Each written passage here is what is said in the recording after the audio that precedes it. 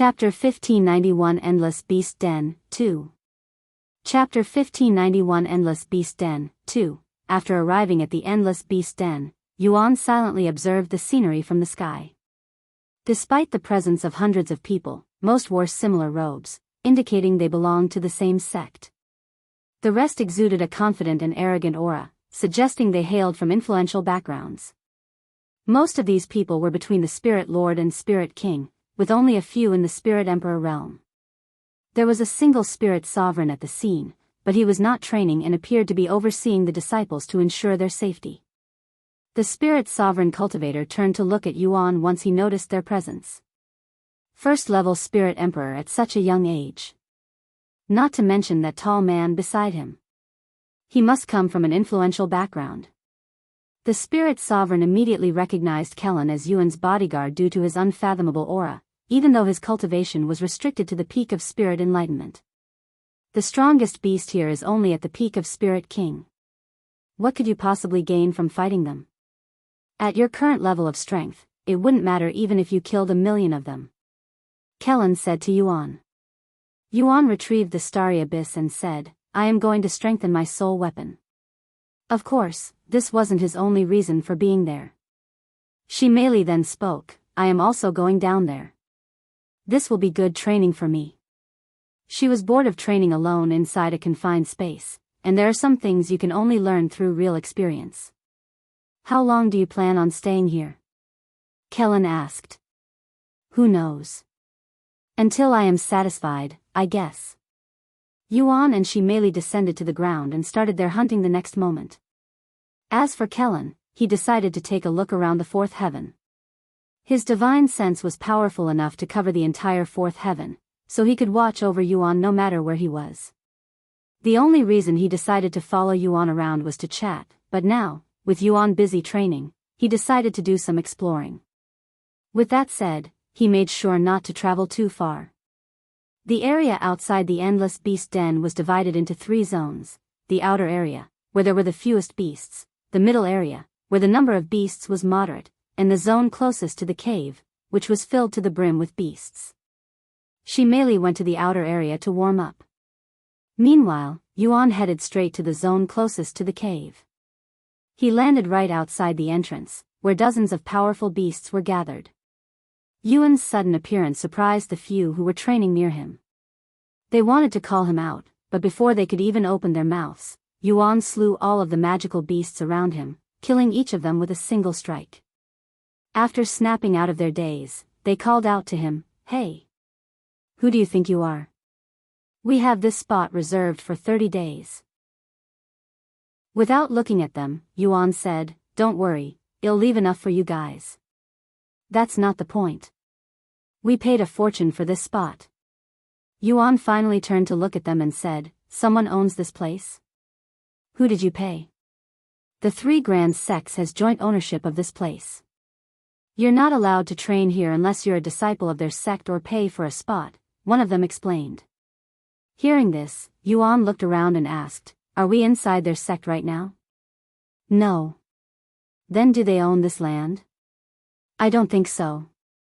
So they're making people pay to hunt wild magical beasts in a territory that they don't even own. What kind of nonsense is that? Well, I am not going to play by their rules. If they have an issue, they can come to deal with me themselves. Even as they conversed, magical beasts continued to emerge from the Endless Beast Den. Yuan returned to killing magical beasts shortly after without giving the others any more attention. The Spirit Sovereign overseeing the place frowned when he saw this. Had initially thought Yuan already had permission to train there, but after hearing their conversation, that was clearly not the case. And seeing that Kelan had disappeared somewhere, the Spirit Sovereign decided to approach Yuan. Young man, if you do not have permission to train here, I must ask you and your friend to leave. And who are you? Yuan asked without stopping his movement. I am Elder Hao of the Grand Spring Sect, one of the 3 grand sects that holds authority in this area. So what? Are you here to ask me for money? Elder Hao sneered and said, I don't like your attitude. We don't need your money. Leave before things become difficult. You're the one making things difficult here. I am merely hunting magical beasts in the wild. Who are you, the Grand Spring Sect, to monopolize this? If anything, I should be getting paid for this. If you don't want unauthorized people coming here, why don't you build a sect around here or something? Yuan continued killing magical beasts without stopping as he spoke to Elder Hao, who was already fuming in anger by now. You must think you're invincible because you have an influential background. Unfortunately for you, no matter how influential you are, the 3 grand sects are still above you. I will give you 3 seconds to get out of here before I force you. Bang! Yuan suddenly unleashed some of his aura, filling the entire endless beast den with tyrannical pressure. You will force me? I'd like to see you try. Yuan stopped hunting to glare at Elder Hao, who subconsciously started backing away from him. Despite Yuan's clearly lower cultivation base, Elder Hao did not dare to underestimate him, as the pressure being exuded by him was stronger than even their sect master. Chapter 1592 3 Grand Sects. Chapter 1592 3 Grand Sects. Are you trying to pick a fight with the 3 Grand Sects? Do you have any idea what kind of trouble you're getting yourself into? Elder Hao growled in anger, realizing he had backed away from a junior. Yuan casually shrugged, no, not really, since I am not from around here. Elder Hao frowned at such words and asked, are you, from the upper heavens? By now, most of the sects in the lower heavens are aware of people from the upper heavens descending. Since it was almost impossible for someone of Yuan's caliber to be unrecognizable, there was a good chance he came from the upper heavens. The opposite, actually. I came from the lower heaven. Elder Hao's face immediately darkened. Since you managed to climb all the way to the 4th heaven, your abilities and talent are unquestionably up there. However, you're simply too arrogant if you think you can offend the 3 grand sects. Since you're new here, let me educate you.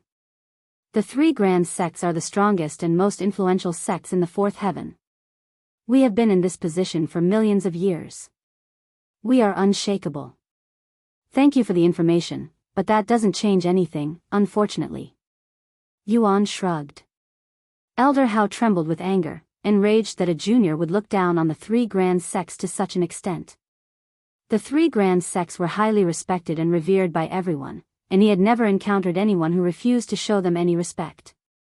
Yet, Elder Hao didn't dare to attack Yuan. I won't be able to defeat him alone. I need backup. Thus, without saying another word, Elder Hao turned and disappeared into the distance. Seeing this, Yuan resumed his training. The others were left speechless by the results, but if Elder Hao couldn't deal with him, they had no chance. Reluctantly, they returned to their own training. Over the next several days, Yuan killed thousands of magical beasts. However, that was far from enough to complete his task. At this rate, he'd need to spend over 100 years at the Endless Beast Den just to complete it. I underestimated this task due to its simplicity. 100 million, this might actually take the longest to complete. Yuan sighed inwardly. He suddenly turned to look at the cave where all of the magical beasts were emerging from. Ever since he showed up at the Endless Beast Den, had been getting a weird feeling coming from the cave, almost as if it was beckoning him. However, had already examined the place with divine sense and divine gaze, yet he only found an empty cave. As for the magical beasts, they simply pop into existence like magic. Suddenly, several powerful presences appeared, filling the entire Endless Beast Den and interrupting Yuan's thoughts. Yuan turned around to see 4 individuals staring at him from the sky. One of them was Elder Hao. You left to bring your friends? Yuan smiled at them. The group descended to the ground in the next moment, silently glaring at Yuan with profound frowns etched on their faces. These individuals were all in the early spirit enlightenment realm. You must be the one looking down on our 3 grand sects. Identify yourself. The middle-aged man standing at the very front said in a demanding tone. Yuan tilted his head and said, I don't recall looking down on anyone, though. I do think it's weird you guys are monetizing this place. With an endless number of magical beasts flowing from this cave, if people stop training here, you'd need to hire people to constantly clean up this place, or it will quickly fill the 4th heaven with wild beasts, so everyone training here is actually doing this world a service. Regardless, I believe it should cost nothing to hunt wild magical beasts. I don't care what you believe. You will regret offending the 3 grand sects. The middle-aged man sneered. Yuan raised an eyebrow and asked, and how are you going to do that? By ganging up on me? I don't think it will look good on the 3 grand sects if people hear that you'd ganged up on a junior. Who said we're going to gang up on you? I alone am enough to deal with a brat like you, the middle-aged man said as he released his cultivation. Which sect are you from? Yuan asked. Grand Elder Du of the Grand Mystic Sect, the middle-aged man introduced himself. I'm just a nobody from the lower heaven. I'll let you make the first move. Yuan spoke with a confident smile on his face. Arrogant little bastard. Grand Elder Du's face immediately flushed red in anger, and his aura surged exponentially. Profound mystic strike. Grand Elder Du extended his palms, shooting a powerful blast of spiritual energy at Yuan. Seeing this, Yuan placed his arms behind his back and confronted the blast with his naked body. Bang! The ground trembled violently from the impact, reducing the area around Yuan to rubble. Yet, amidst the destruction, Yuan stood unscathed. What? Grand Elder Du and the others were greatly shocked by the results. Although Grand Elder Du had no intention to kill Yuan, he definitely wanted to teach Yuan a lesson that he'd never forget. The attack was strong enough to break most bones in a spirit sovereign, yet Yuan came out unscathed while being a spirit emperor. Elder Hao had warned them that Yuan was far more powerful than he appeared, but none of them could have anticipated the extent of his strength. I didn't feel that, so I'll give you another chance. Yuan suddenly said. Yuan's provocation immediately infuriated Grand Elder Du, causing him to abandon any thought of going easy. You'll regret this, brat. Grand Mystic Typhoon. Grand Elder Du created a massive typhoon of spiritual energy around Yuan.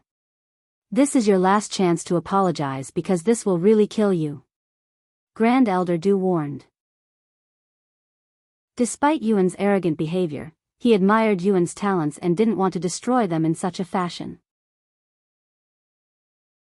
Chapter 1593 Rift. Chapter 1593 Rift. Whoa. Run away. If you're caught up in that, you're dead. Grand Elder Du's Grand Mystic Typhoon was strong enough to kill every entity there, and not wanting to get caught up in their mess, the people at the Endless Beast Den began running away. We've only been here a few days, and he's already angered someone? He's really talented in that regard, as well. She merely chuckled slightly before returning to her training. She had no doubt that Yuan would be able to handle a few spirit sovereigns alone and was not worried for his safety in the slightest. Don't force my hand, young man. This is your final warning. Grand Elder Du warned Yuan for the final time. If you're that worried for me, why even bother attacking me in the first place? Just get this over with so I can return to my training. Yuan said, sounding a little bored. What a pity. Grand Elder Du shook his head and increased the rate at which he gathered his spiritual energy. A few moments later, he released all of that built-up energy, unleashing the technique. The massive typhoon immediately collapsed on Yuan, consuming him and everything around him. The magical beasts swallowed by the technique were instantly torn to shreds, and their blood scattered everywhere, causing it to rain blood. Grand Elder Du panted afterward, completely out of spiritual energy after using that one devastating technique. Are you sure it was okay to kill him when we don't even know his identity? A talent like that surely didn't come from nowhere. What if he lied about coming from the lower heaven and actually came from the upper heavens? One of the other individuals brought by Elder Hao asked in a slightly worried tone. I think it's a little too late to ask those questions now, Grand Elder Lu, another individual said. Grand Elder Du nodded and said, Grand Elder Tang is right. We're way past that now. I didn't want to kill him, but he left me no choice. You make it sound like I had a sword against your neck or threatened your life. A familiar voice suddenly resounded. What? That's impossible. Grand Elder Du exclaimed after hearing Yuan's voice, shouting so loud that his saliva went everywhere. Whoosh! As if cut by a sword, the typhoon suddenly split perfectly in half. Once the typhoon dispersed, Yuan could be seen standing in his original location without so much as a single blemish on his body. Why, you must have used a life-saving treasure. There's no other explanation. Grand Elder Du cried out loud, not daring to believe that Yuan had endured his most powerful technique with his bare body. Without responding, Yuan suddenly took a step forward and disappeared into thin air. When he reappeared, he was standing right in front of Grand Elder Du with a domineering aura around him.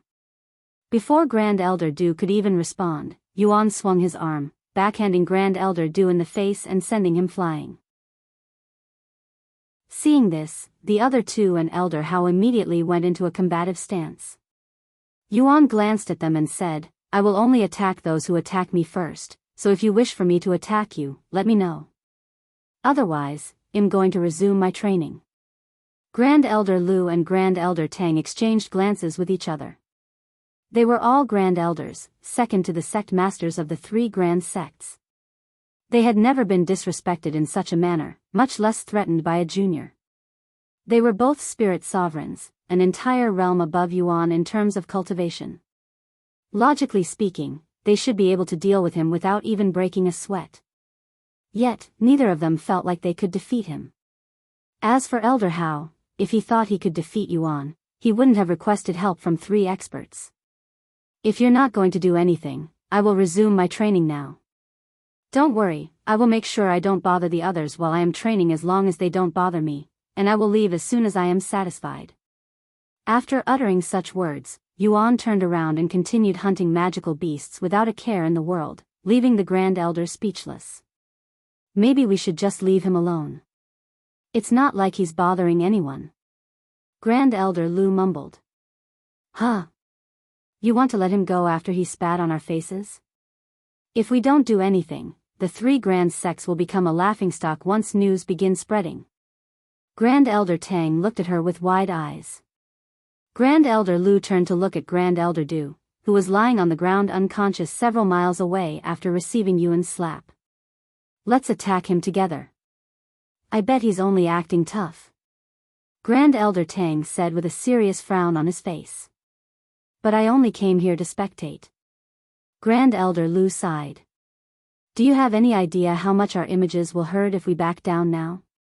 Not only will we be forfeiting to a junior, but we even allowed him to disrespect the 3 grand sects.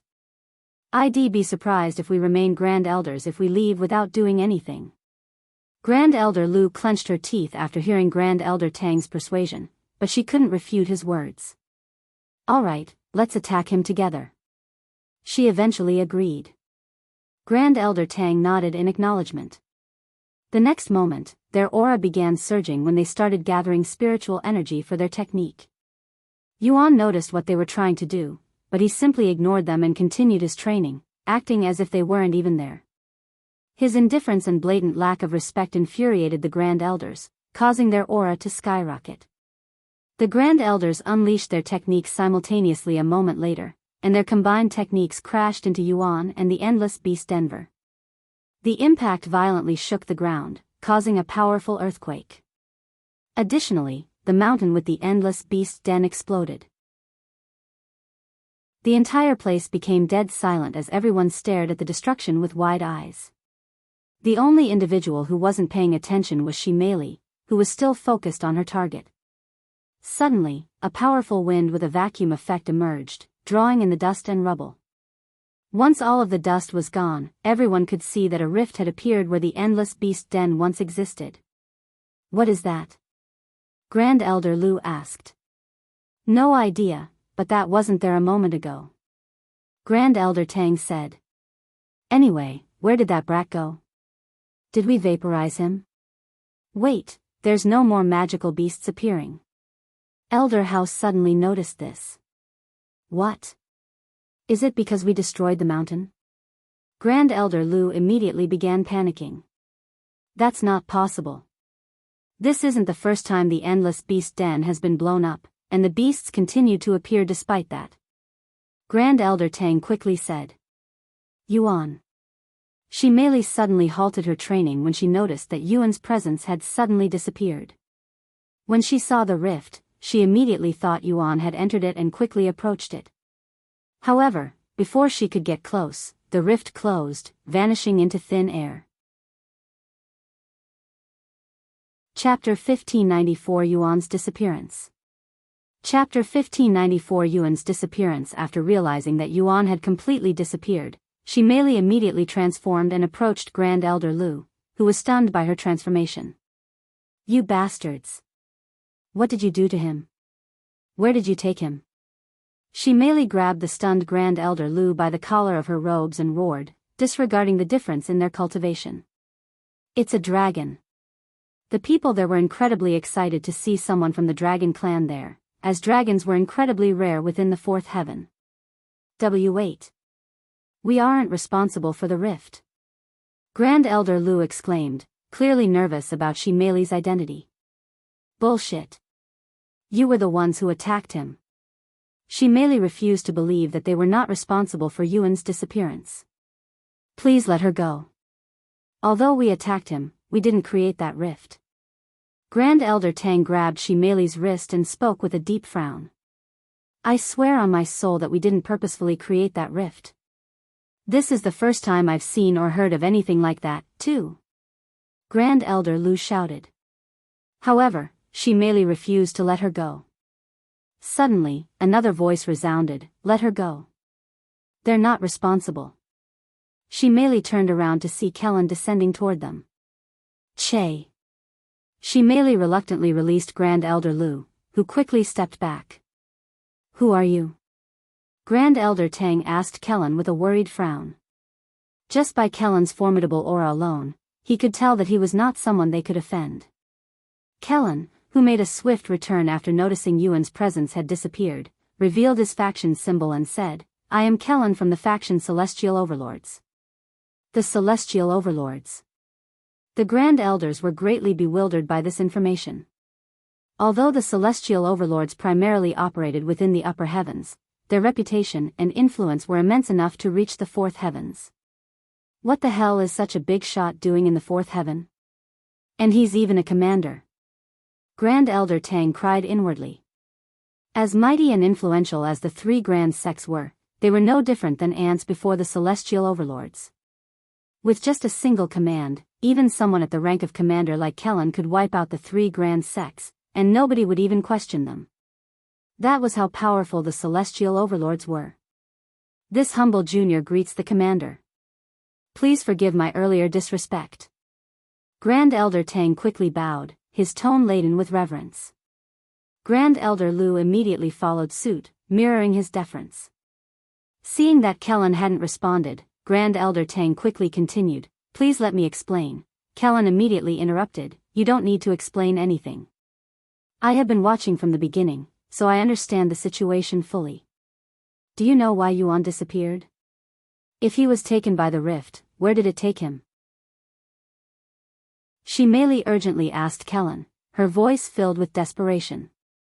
That young man has connections with the Celestial Overlords? We're doomed.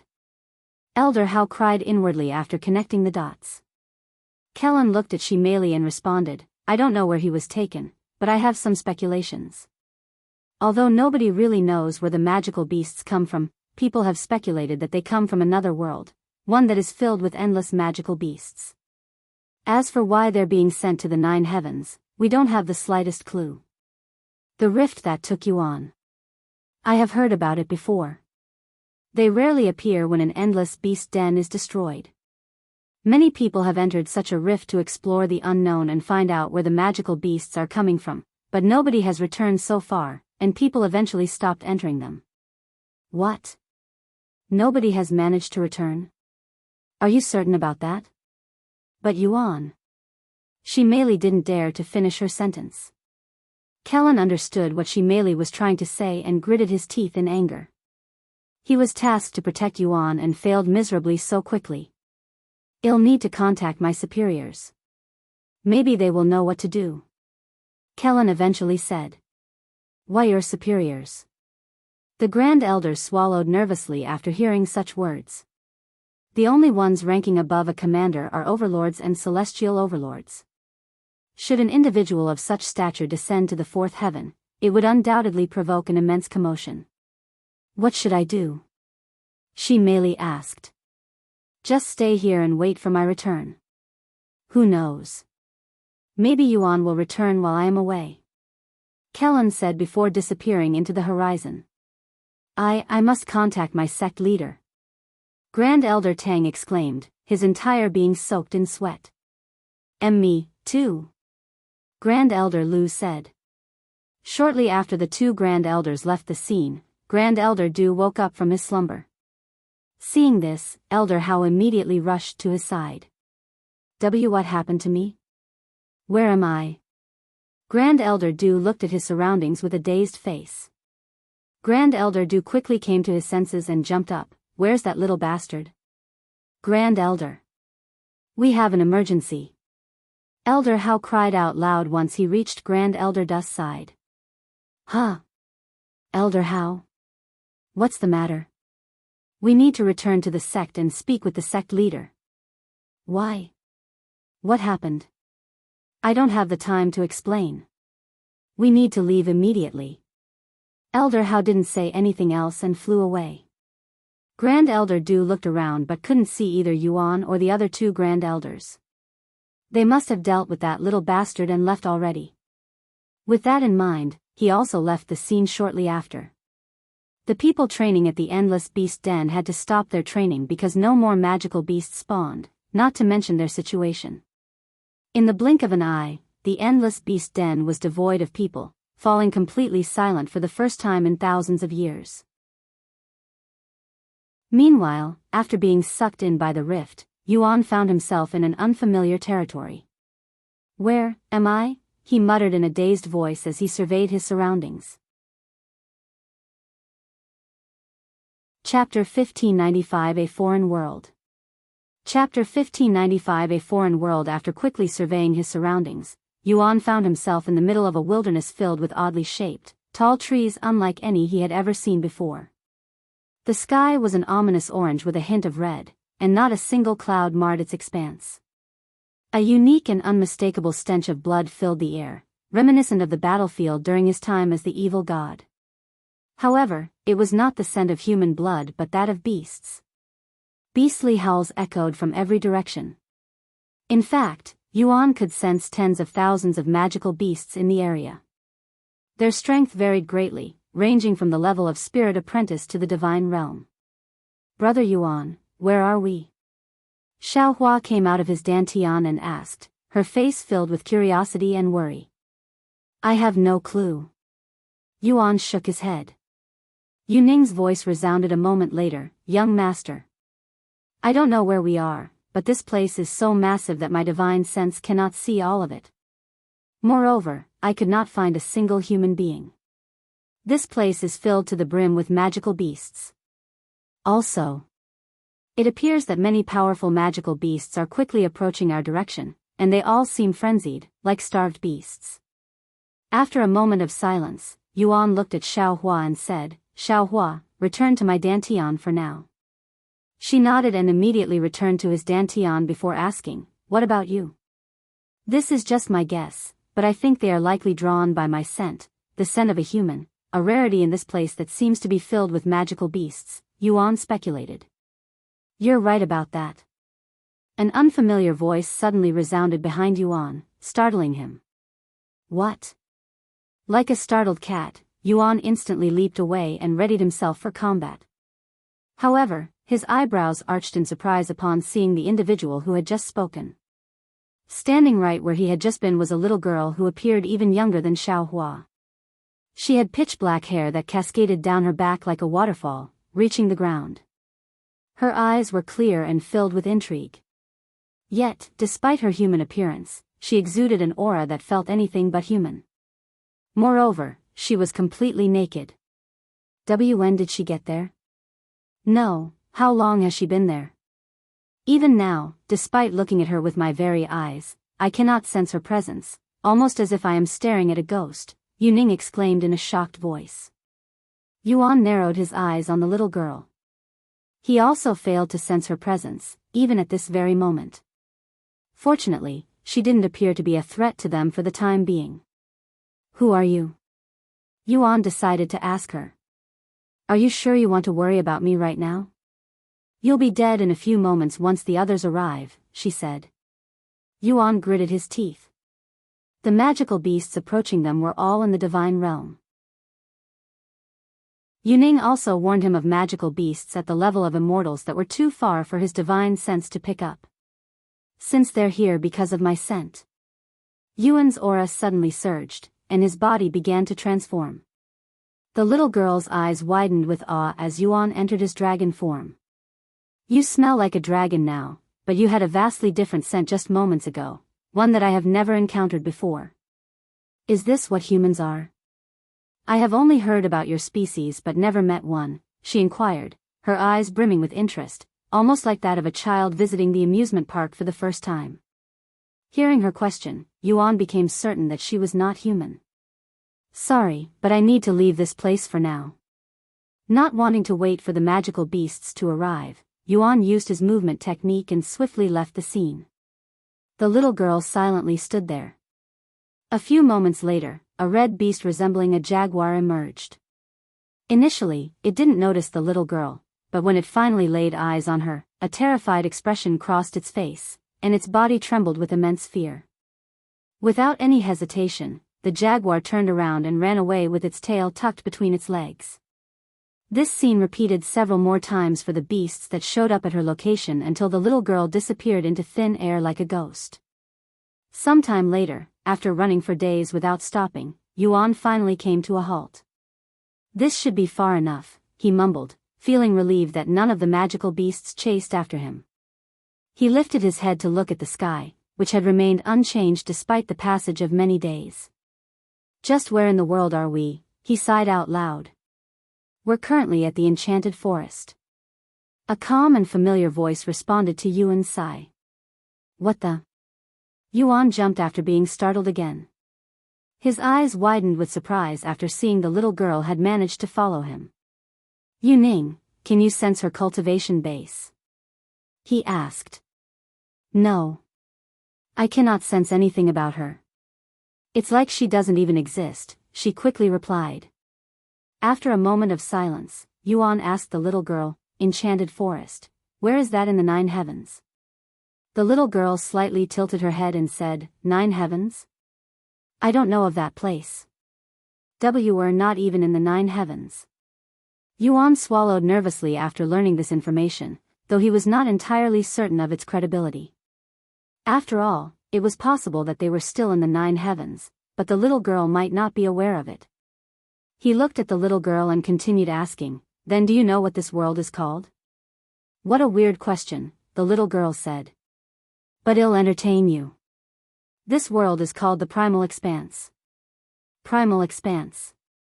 Yuan repeated in a dazed voice. Have you heard of this place? Yuning?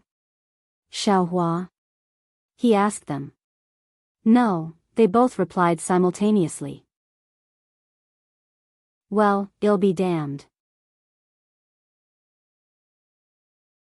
Chapter 1596 Primal Expanse.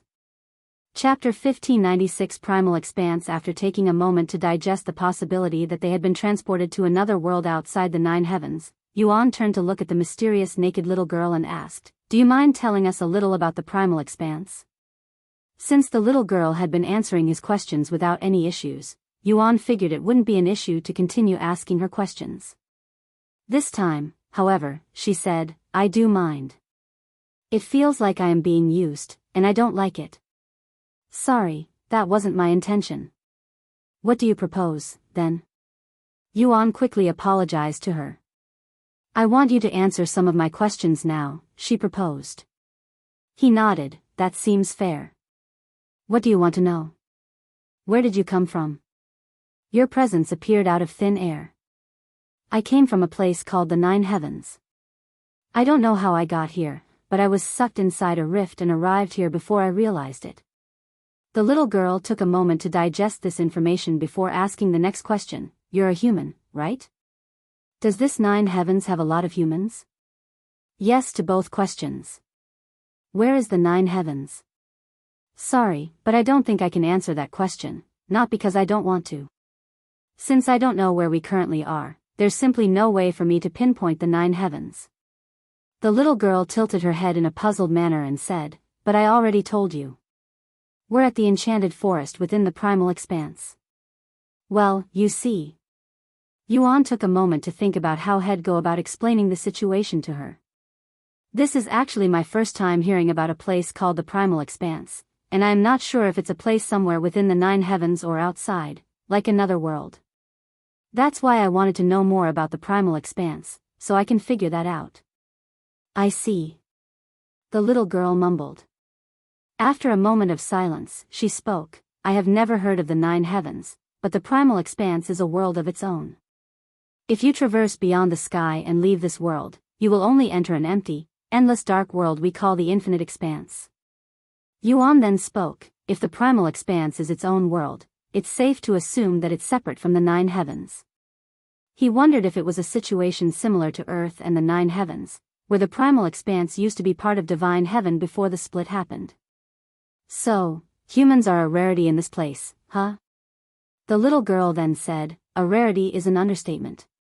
Humans essentially don't exist in this world. According to legends, humans would occasionally appear in our world in the past, but it's been millions of years since we've had a human visitor. So only magical beasts exist within the Primal Expanse?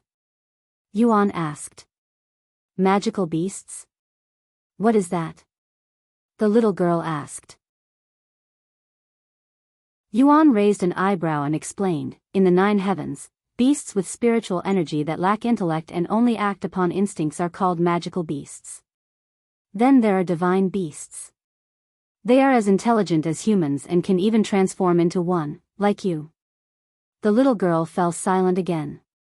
After a moment of silence, she spoke. In the Primal Expanse, those who cannot speak and only act upon instincts are called primals. I am what you call a predator. Yuan found their wording quite weird, but who was he to judge their world? Primal and predators, right? I will remember that. Yuan fell silent afterward and wore a pondering expression on his face. After connecting the dots, he was certain that the Primal Expanse and the 9 heavens were connected in some way. After all, the very rift that transported him to the Primal Expanse appeared after the endless beast den was destroyed. It's very likely the magical beasts that appear out of thin air came from the Primal Expanse. In that case, there must be a way to return to the 9 heavens. He also wondered if she merely had chased after him. Either way, there's no method to contact her while I am here. In that case. Yuan turned to look at the little girl and said, I will be right back. He logged off Cultivation Online the next moment. When he returned to Earth, both Yuxiang and Meixiu were lying beside him. He went to see if Feng was also in Cultivation Online.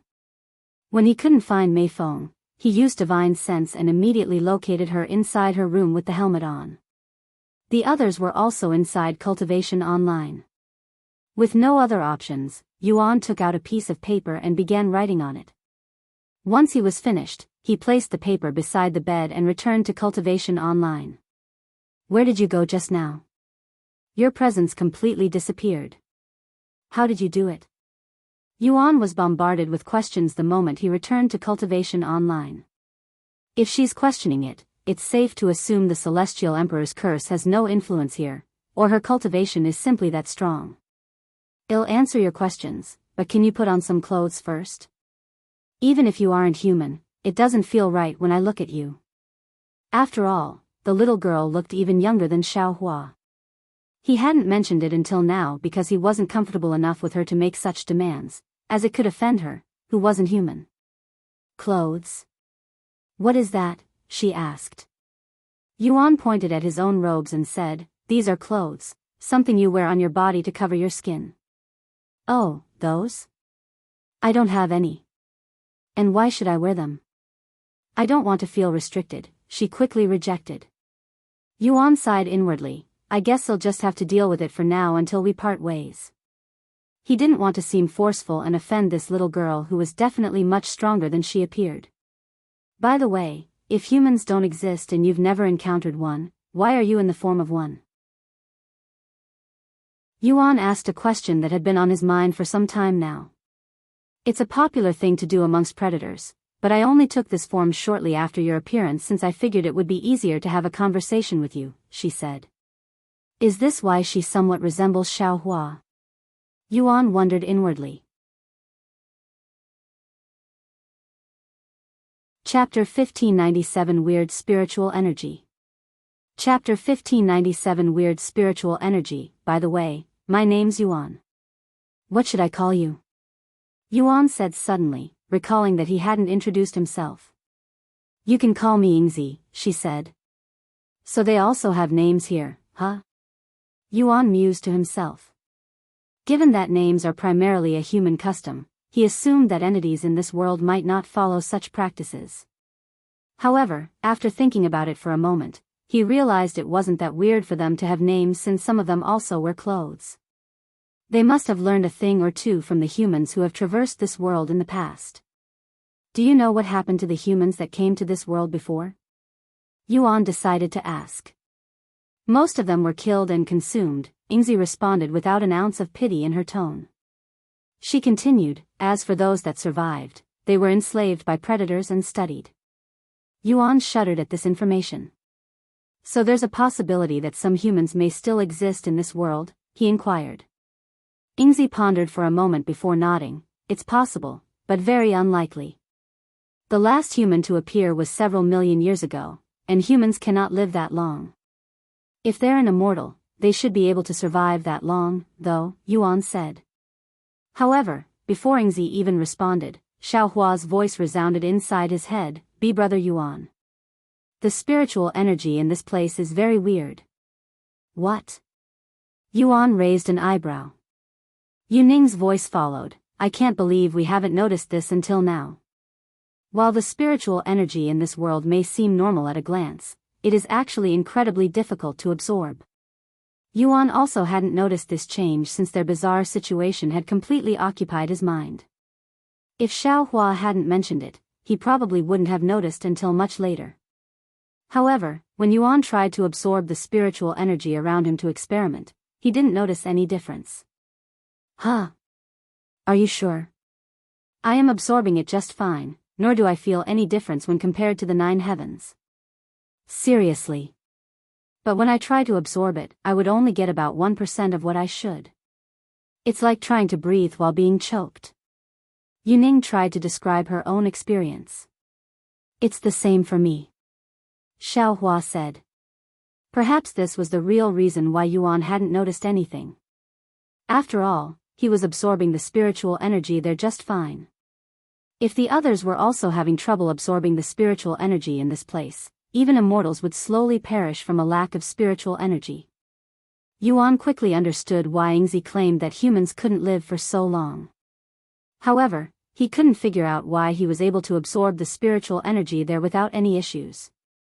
Hey! Yingzi suddenly called out to him. Yes? What does it mean to be human? She asked, her eyes flickering with intrigue.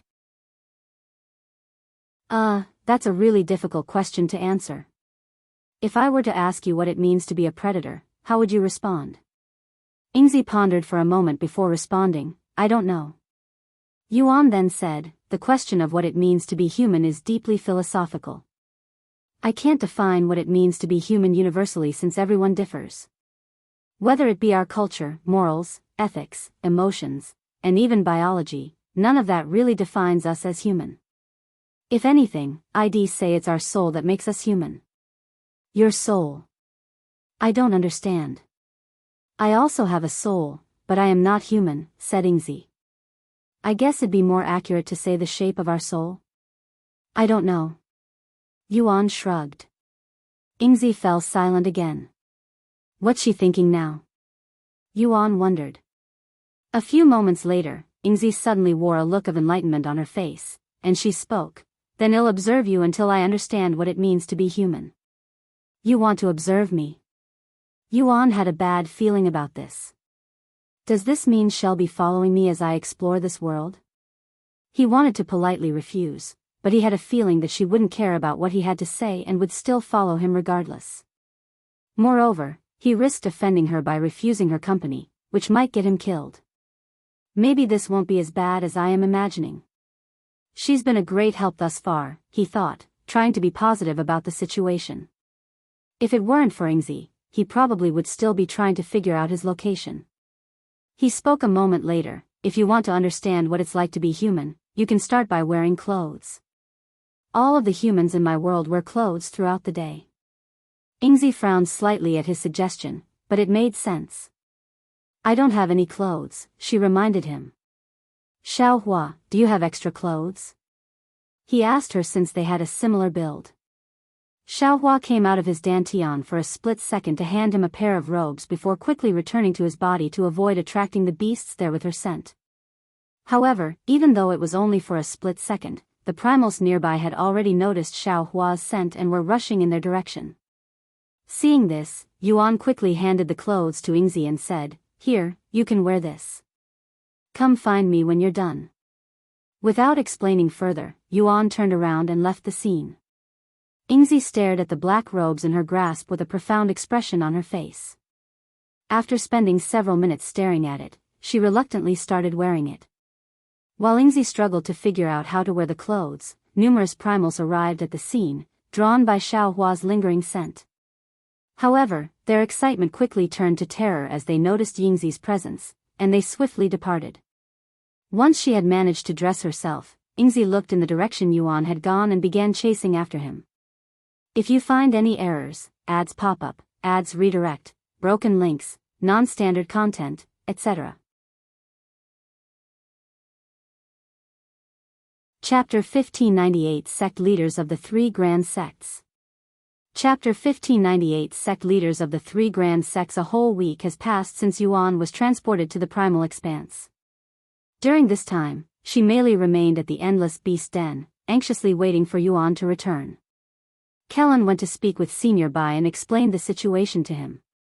Unsurprisingly, Senior Bai was extremely upset to hear this news. "Forgive me, Senior Bai. I have failed my mission." Kelan lowered his head and apologized. Senior Bai didn't respond for a long time before sighing, "You're not at fault. I doubt I would be able to prevent it even if I were right beside him. Also, nobody could have expected a rift to appear. Follow me." "Are we going to?" Kelan swallowed nervously and asked. Senior Bai nodded, confirming his suspicions. "Yes, we're going to speak with the Celestial Overlord." Sometime later, Senior Bai and Kelan stood before Su Jiechi, who was sitting behind her desk that was stacked with mountains of papers. "Didn't you just leave?" Su Jiechi spoke without even looking at them. Senior Bai responded, "Sorry, but this is urgent. I've been hearing that word a lot lately." "What is it this time?" Senior Bai turned to look at Kelan, his gaze gesturing to Kelan to do the speaking for obvious reasons. Kelan took a deep breath before falling to his knees and kowtowing. "Due to my incompetence, Yuan, who I had been tasked to watch over, was swallowed by a rift," he spoke in a shouting voice. However, Su Jiechi merely raised an eyebrow and muttered, "A rift? What rift?" "The ones that rarely appear when an infinite beast spawn is destroyed." Kelan clarified. "What? How did that happen?" Su Jiechi exclaimed. "This is what happened." Kelan proceeded to recall everything that led to Yuan being swallowed by the rift. Su Jiechi wore a deep frown on her face throughout the entire thing. "And that's how Yuan entered the rift." Once Kelan was done, a profound silence filled the room. After a long moment of silence, Su Jiechi stood up and began walking to the exit. "Where are you going?" Senior Bai inquired. "I'm going to speak with an expert." "Then, I am going to head down to the fourth heaven," she said. "Don't take this the wrong way, but even if we go down there, what can we do? Nobody has ever returned from the other side." Senior Bai shook his head. Su Jiechi halted her movement after hearing his words. A moment later, she walked out of the room without responding. Senior Bai looked at Kelan, who appeared to be on the verge of tears from fear, and said, "Let's go." "Where?" he asked. "The fourth heaven." While Su Jiechi disappeared somewhere, Senior Bai and Kelan made their way to the fourth heaven. However, due to Senior Bai's identity and position within the celestial overlords, more work and effort were required before he could be permitted to enter the fourth heaven. Upon arriving at the Endless Beast Den, Senior Bai was surprised to see many experts there. The three grand sects, huh? How are they involved? Senior Bai asked Kelan. Kelan didn't go into detail and only recalled the important parts when he explained the situation, so Senior Bai wasn't aware the three grand sects were involved. Actually, they were the ones who were fighting with Yuan, he explained. Huh? The three grand sects? Why? Kelan explained how Yuan thought it was silly to monetize hunting wild magical beasts, which started the whole fight. Senior Bai rubbed his eyes in a stressed manner and sighed, what a headache. They descended shortly after. A few days before Senior Bai and Kelan arrived at the Endless Beast Den, the sect leaders of the three grand sects gathered there after being informed of the situation. Excuse me. The sect leader of the Grand Mystic sect approached Shimeli, who hadn't moved from her spot since Kelan left. Shimeli didn't respond. Despite being ignored, the sect leader wasn't offended, or more precisely, didn't dare to be offended. He continued, I am Du Daomi, the sect leader of the Grand Mystic sect. I would like to apologize for what happened to your friend, save your breath. Shimeli suddenly interrupted. We both know you don't care. The sect leader immediately became speechless. After a moment of silence, he returned to the other two sect leaders. It's pointless. We might actually make things worse if we try to appease her, said Du Daomi. So what do we do? Wait for the people from Celestial Overlord to show up and kill us? The sect leader of the Grand Harmony sect said. Don't say that, the Celestial Overlord is a righteous faction. They wouldn't kill us over something like this, right? The sect leader of the Grand Defiance sect said. In addition to the sect leaders of the three grand sects, those directly involved with the incident, such as the Grand Elders and Elder Hao, were also present. Fuck, this is all your fault, Elder Hao. Why did you have to bother that young man? Grand Elder Du cursed, blaming him for everything. Don't push your blame on me, Grand Elder. I was only doing my job. You were the one who initiated the fight. Elder Hao exclaimed. So what? I wasn't the one who destroyed the Endless Beast Den. Grand Elder Du turned to look at Grand Elder Tang and Grand Elder Lu, whose complexions were as pale as sheets. I only wanted to spectate. Grand Elder Tang was the one who pressured me into attacking him. Grand Elder Lu pointed her fingers at him. Shut up. I was only avenging Grand Elder Du and trying to save face for the three grand sects. If you weren't so weak, Grand Elder Du, we wouldn't be here right now. Grand Elder Tang redirected the blame to Grand Elder Du again, going in circles. They continued to blame each other for the next several days until Senior Bai and Kelan appeared before them. Chapter 1599 Infinite Beast Spawn Rift. Chapter 1599 Infinite Beast Spawn Rift. When Grand Elder Lu and Grand Elder Tang noticed Kelan approaching them, they immediately alerted their sect leaders. Sect leader. It's the Celestial Overlord. They're here. What? The sect leaders immediately froze after hearing this. They were too busy pondering how they could fix their situation to notice Senior Bai and Kelan's presence. Fuck. We messed up. They cried inwardly. However, they had no time to think and immediately greeted Senior Bai and Kelan. They clasped their hands and lowered their body in a respectful manner. We greet the seniors from Celestial Overlord. Kelan responded, if you're here to apologize or make excuses, you can save your breath. We're not here for you. Really? You're not going to punish us? Even if it might cost me my life, I have to admit that we're partially responsible for what happened. Du Daomi lifted his head and said. Well, you've admitted to being responsible, are you going to take responsibility? How are you going to do that? Senior Bai stepped forward and asked. That's, we will no longer monetize the Endless Beast Den. Du Daomi said. Of course, this decision was made on the spot without the other two sect leaders' approval. However, neither of them objected to it. Although no magical beasts are currently spawning, it was due to the appearance of a rift. Once a rift appears, no more magical beasts would spawn for at least 10 years. Senior Bai sneered at their approach to accountability. Despite what happened to Yuan, he could not bring himself to place the blame squarely on the 3 grand sects. If the rift hadn't appeared, what they did would only qualify as a skirmish, since they wouldn't have been able to hurt Yuan, much less kill him.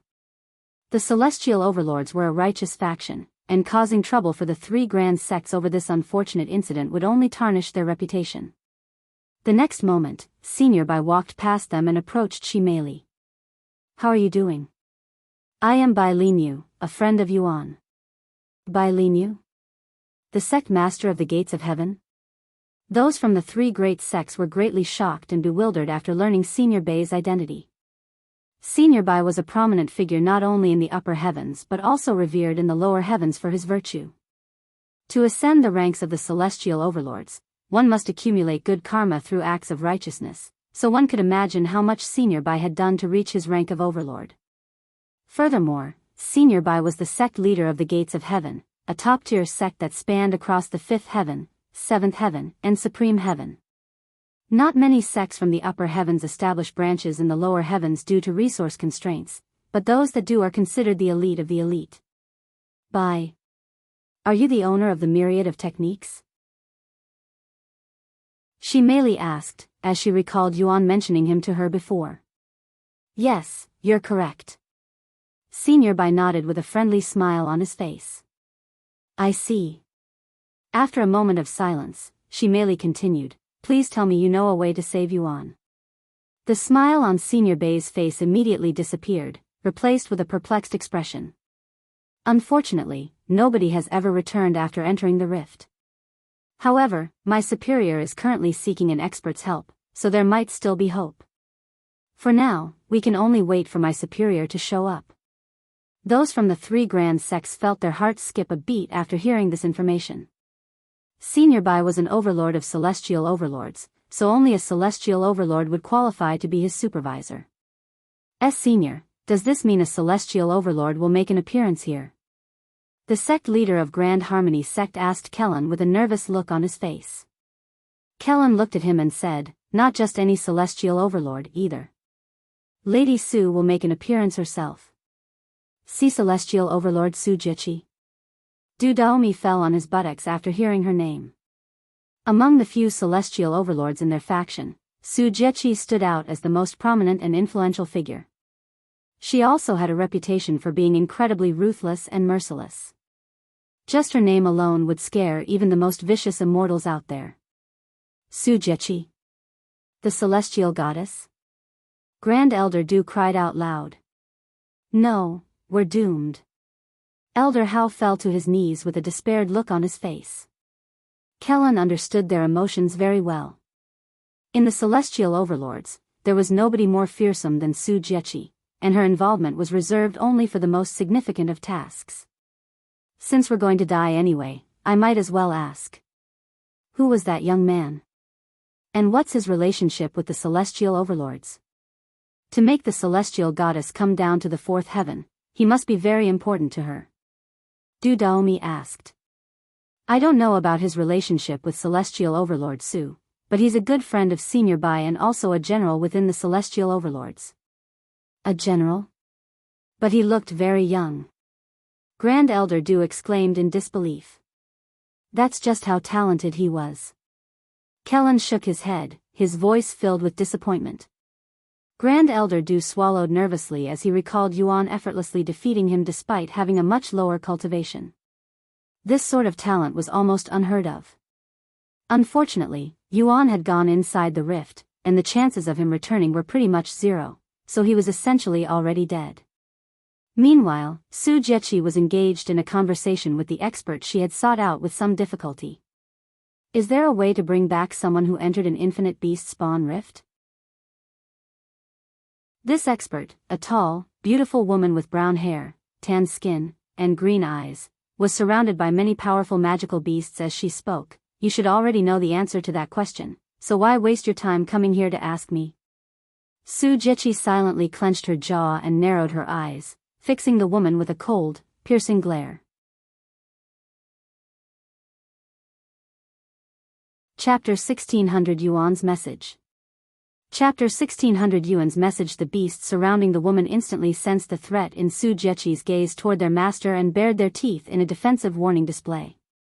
In response, Su Jieqi's body emitted killing intent. I don't have the time to joke with you today, Huyao. Su Jieqi uttered the next moment in a cold voice. Sensing her killing intent, the beasts began to howl and roar, their cries echoing with aggression. Seeing this, the woman named Huyao sighed, Stop it, you idiots.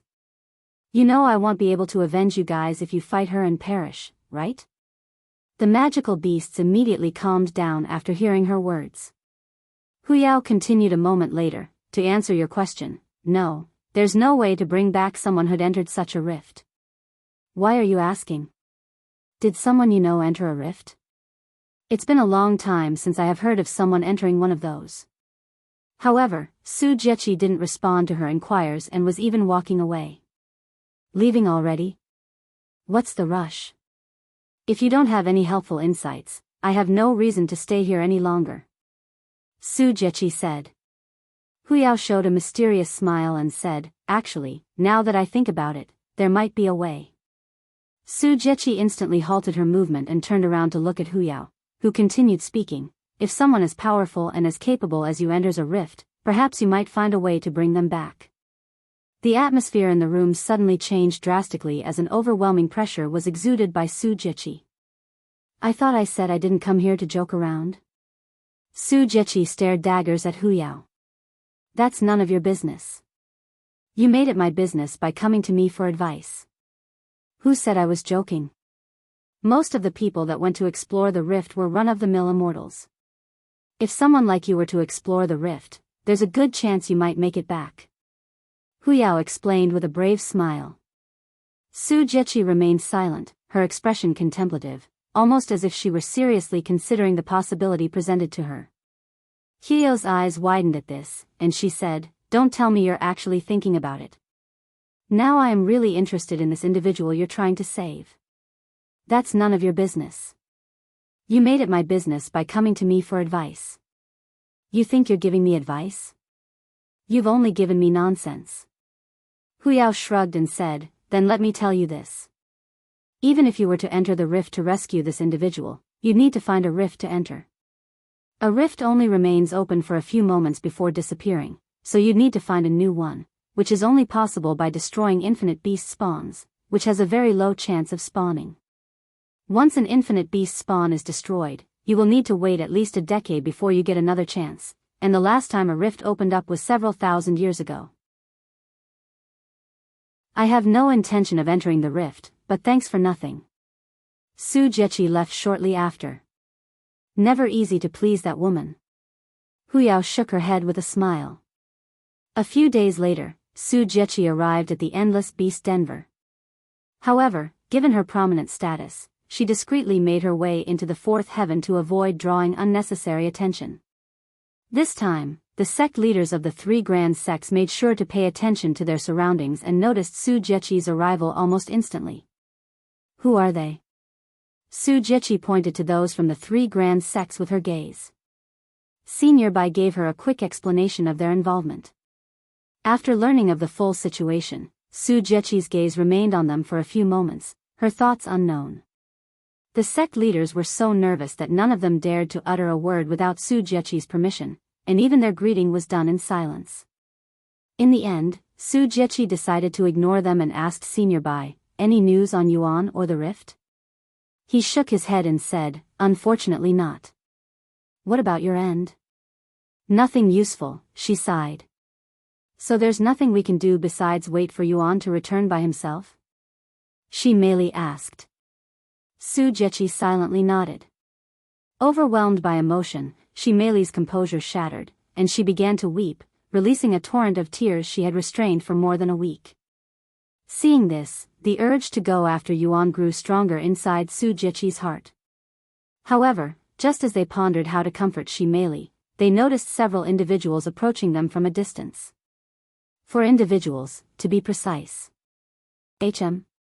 Those ladies are Senior Bai recognized them, as had seen them at the myriad of techniques before. They were Meixiu, Chu Liuxiang, Li Jinxi, and Lan Yingying. What are you guys doing here?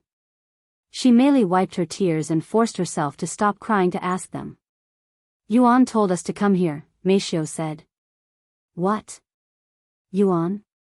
How? She merely wore a puzzled look on her face, as did everyone else there.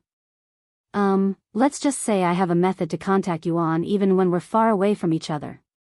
Anyway, he wanted me to tell you not to worry about him. Wait a minute. Let's slow down a little.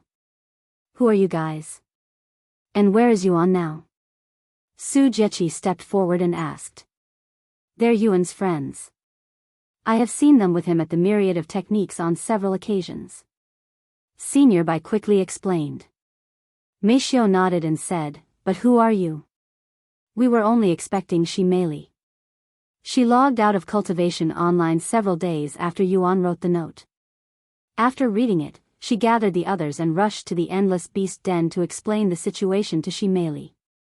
However, only Shi Meili was mentioned in Yuan's note, and they weren't acquainted with anyone else there.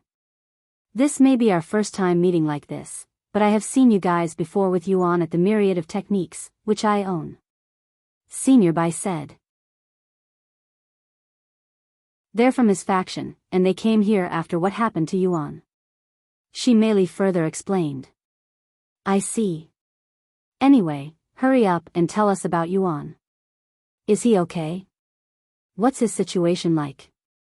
Su Jieqi inquired in an impatient manner.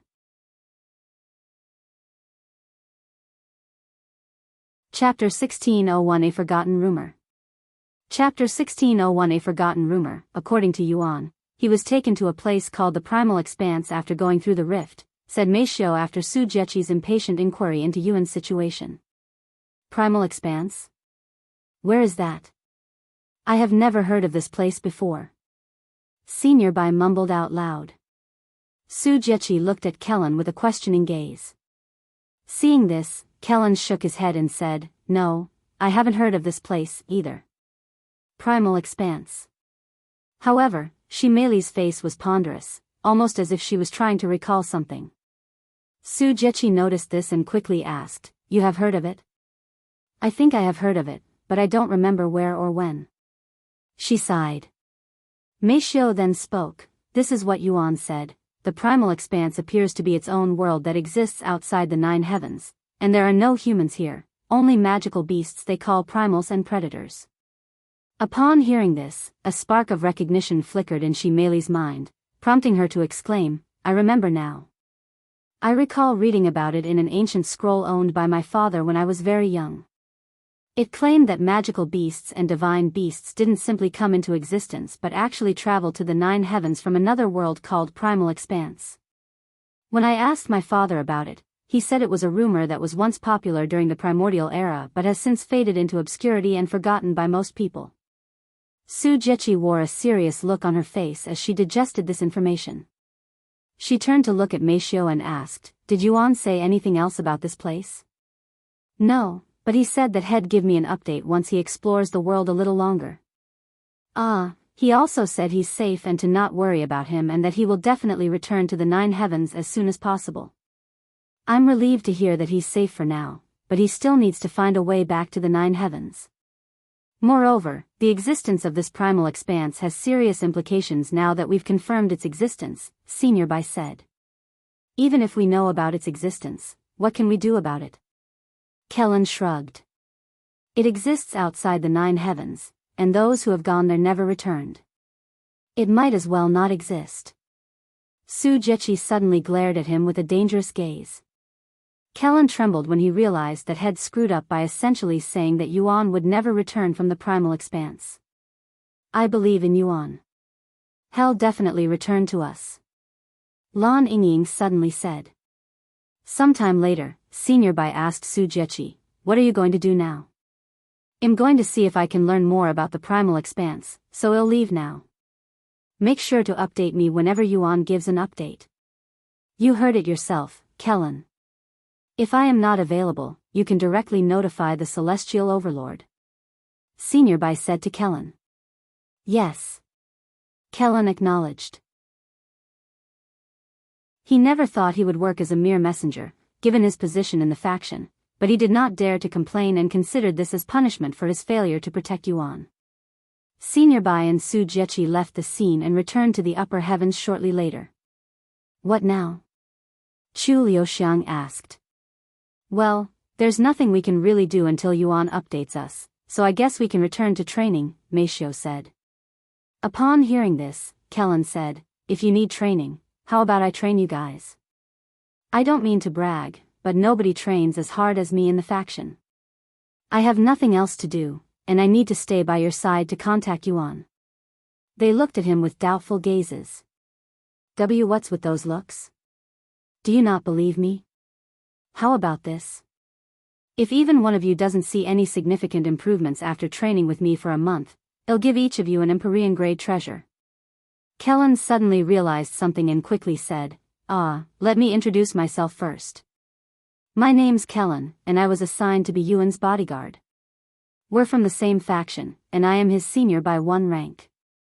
Meixiu and the others began introducing themselves afterward. This bastard is surrounded by so many beautiful women. Are they his lovers? Kelan wondered inwardly.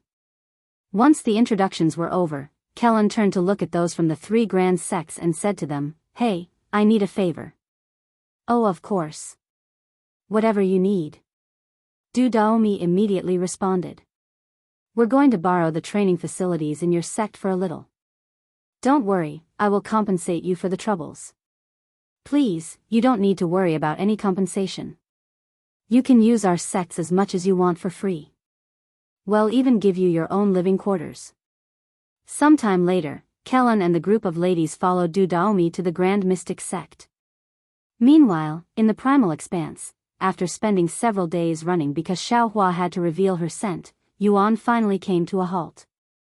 Without even looking back, Yuan had a feeling that Yingzi was behind him.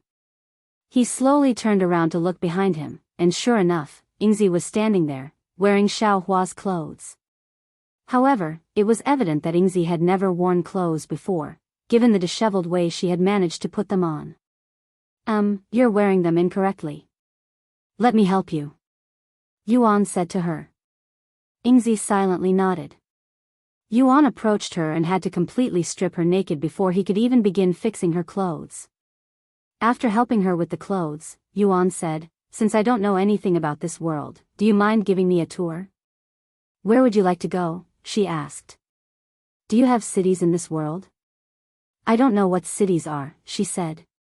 A city is an area in which a large number of people, or primals and predators, in your case, live close together. It's a community of sorts. Yuan explained. Chapter 1602 Sword-Head Serpent's Territory. Chapter 1602 Sword-Head Serpent's Territory, a place where primals and predators live together? We call those territories here. For example, we're currently in the Sword-Head Serpent's Territory. Yingzi said. Yuan surveyed their surroundings with a raised eyebrow and further clarified, there's been a slight misunderstanding. Cities also have buildings for dwelling and marketplaces where you can buy or sell things. There's no place like that in the Primal Expanse. While the idea of buying and selling exists, it's rarely practiced. Most predators engage in trade, but for everyone else, acquisition typically involves taking directly from others. Yingzi said. In the Primal Expanse, the saying the strong prey on the weak was not just a principle but a stark reality. Here, if someone desired something, they simply took it by force. And since trading was the norm, there was no need for currencies in this world. Yuan pondered for a moment before asking, then, do you know a way to leave this place? I don't understand.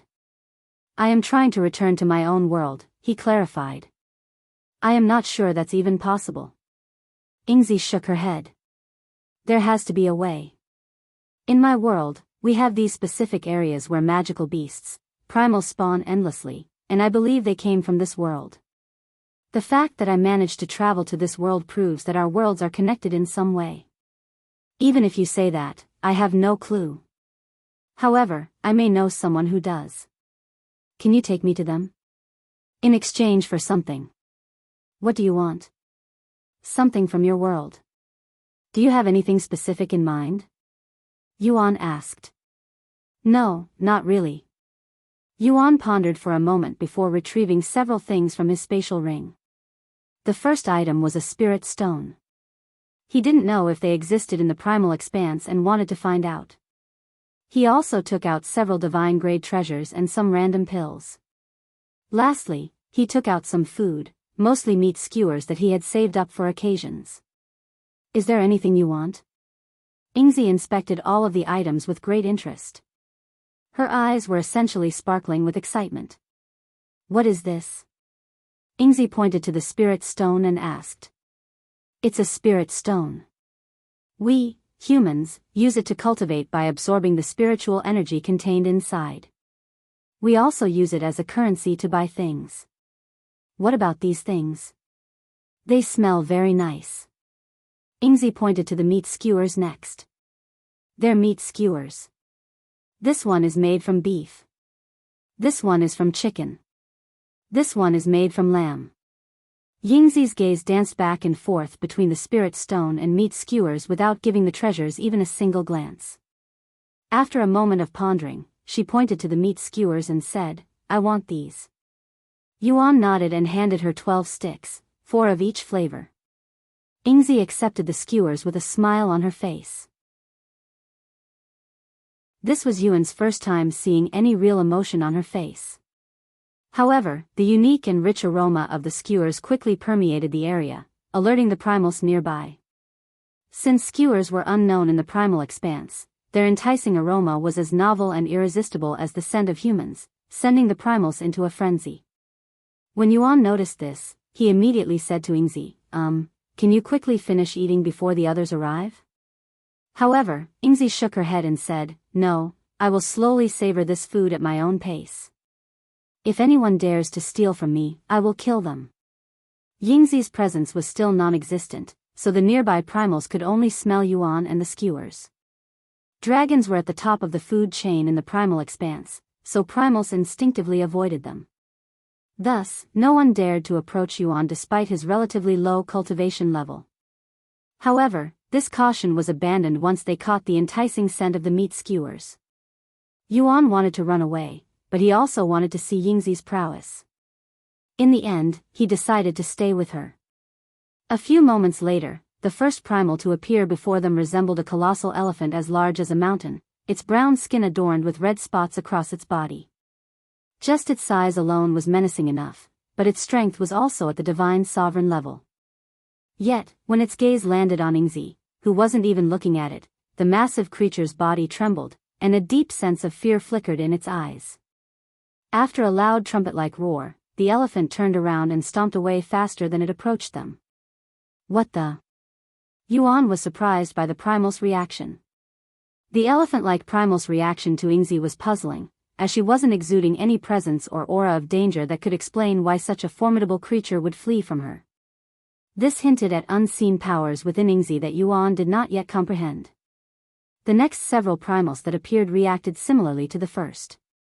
Each time their gaze landed on Ingzi, they displayed an intense reaction of fear, quickly turning and fleeing as if their lives depended on it. As for Ingzi, she didn't even bother looking at the primals that showed up and continued to enjoy the skewers in her grasp at her own place.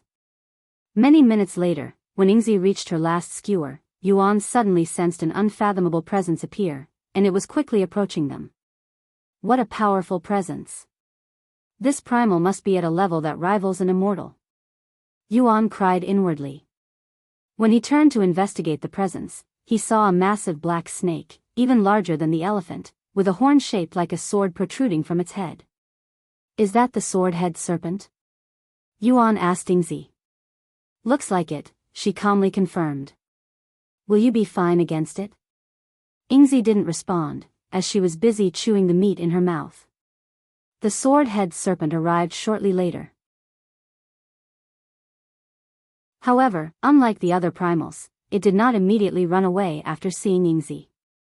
Although it still showed fear in its gaze, it refused to run away for some reason.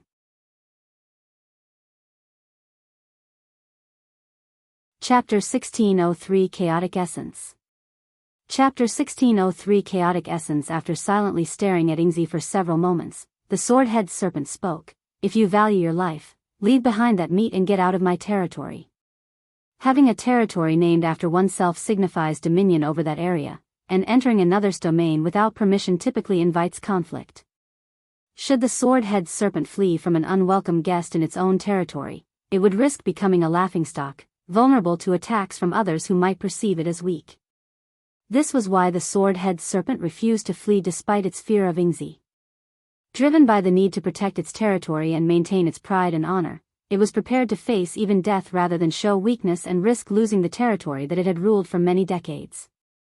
In response to the sword-head serpent's threat, Yingzi simply glanced at it. Her look alone sent an unfathomable wave of fear coursing through the sword-head serpent, paralyzing it with dread. However, the sword-head serpent somehow managed to shake off the fear and moved to strike Yingzi. Seeing the sword-head serpent approach, Yingzi pointed at it with her empty skewer sticks. In the next instant, the serpent froze completely as a massive black spike emerged from the ground, or, more precisely, from its own shadow, impaling its body with lethal precision. The life in the sword-head serpent's eyes vanished instantly, and its lifeless body thudded heavily to the ground, sending a resounding echo through the area.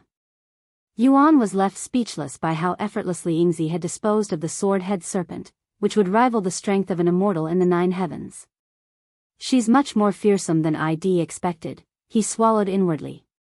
Once she finished all of the skewers, Yingzi said, okay, I'll bring you to that individual now. Follow me. Yingzi suddenly disappeared into thin air.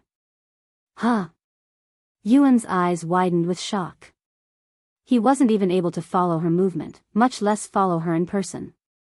Yingzi returned a few moments later and asked him, what's wrong? Why aren't you following me? You're too fast for me. I couldn't even see your movements, let alone follow you, he sighed. Can you slow down a little? If we travel at your pace, it'll take centuries to reach our destination, she said. Centuries? How massive is this place? Yuan was dumbfounded to hear this. Very. Yuan sighed, is there no other way? Asking me to travel at your speed is unreasonable and, quite frankly, impossible. I can help you, but I want that shiny object you call Spirit Stone, Yingzi said. Deal. Yuan immediately retrieved the biggest and shiniest Spirit Stone in his possession before handing it to her. Yingzi played around with the Spirit Stone for a few minutes before tossing it inside her shadow. The ability to manipulate shadow, huh? Yuan thought to himself. Okay, let's go. Yingzi suddenly enveloped Yuan with a mysterious energy before bringing him with her. The method she used was similar to using qi manipulation to move something or someone. They were moving so fast that Yuan only saw a blurred background as they traveled. Yingzi, what's this weird energy you're using? It feels like spiritual energy, but it's clearly not. Yuan asked. You mean chaotic essence? It's what we use to cultivate, she explained. There are 2 types of essence in this world. Chaotic essence and pure essence. There isn't much pure essence, but that doesn't matter since we can only cultivate chaotic essence. Yuan wondered if this was the reason why Yuning and Xiaohua claimed they couldn't cultivate properly. Pure essence must be spiritual energy. However, this world lacks spiritual energy, and humans cannot absorb chaotic essence. It's almost like the 9 heavens but inverted. In that case, chaotic essence might be something like impurity for us. It didn't take long for Yuan to understand the power sources of Primal Expanse. By the way, how long will it take to arrive at our destination now? He asked a moment later. About half a year, she calmly responded. Half a year? Yuan cried out loud. He had never anticipated that reaching their destination would take so long. At this rate, he might be stuck in the Primal Expanse for much longer than he had desired. Yet, there was nothing he could do. If it weren't for Yingzi, he might actually be stuck in this world forever. When the divine heaven used to be one world, it would take immortals hundreds of years to travel around the world without teleports. Yuning suddenly recalled.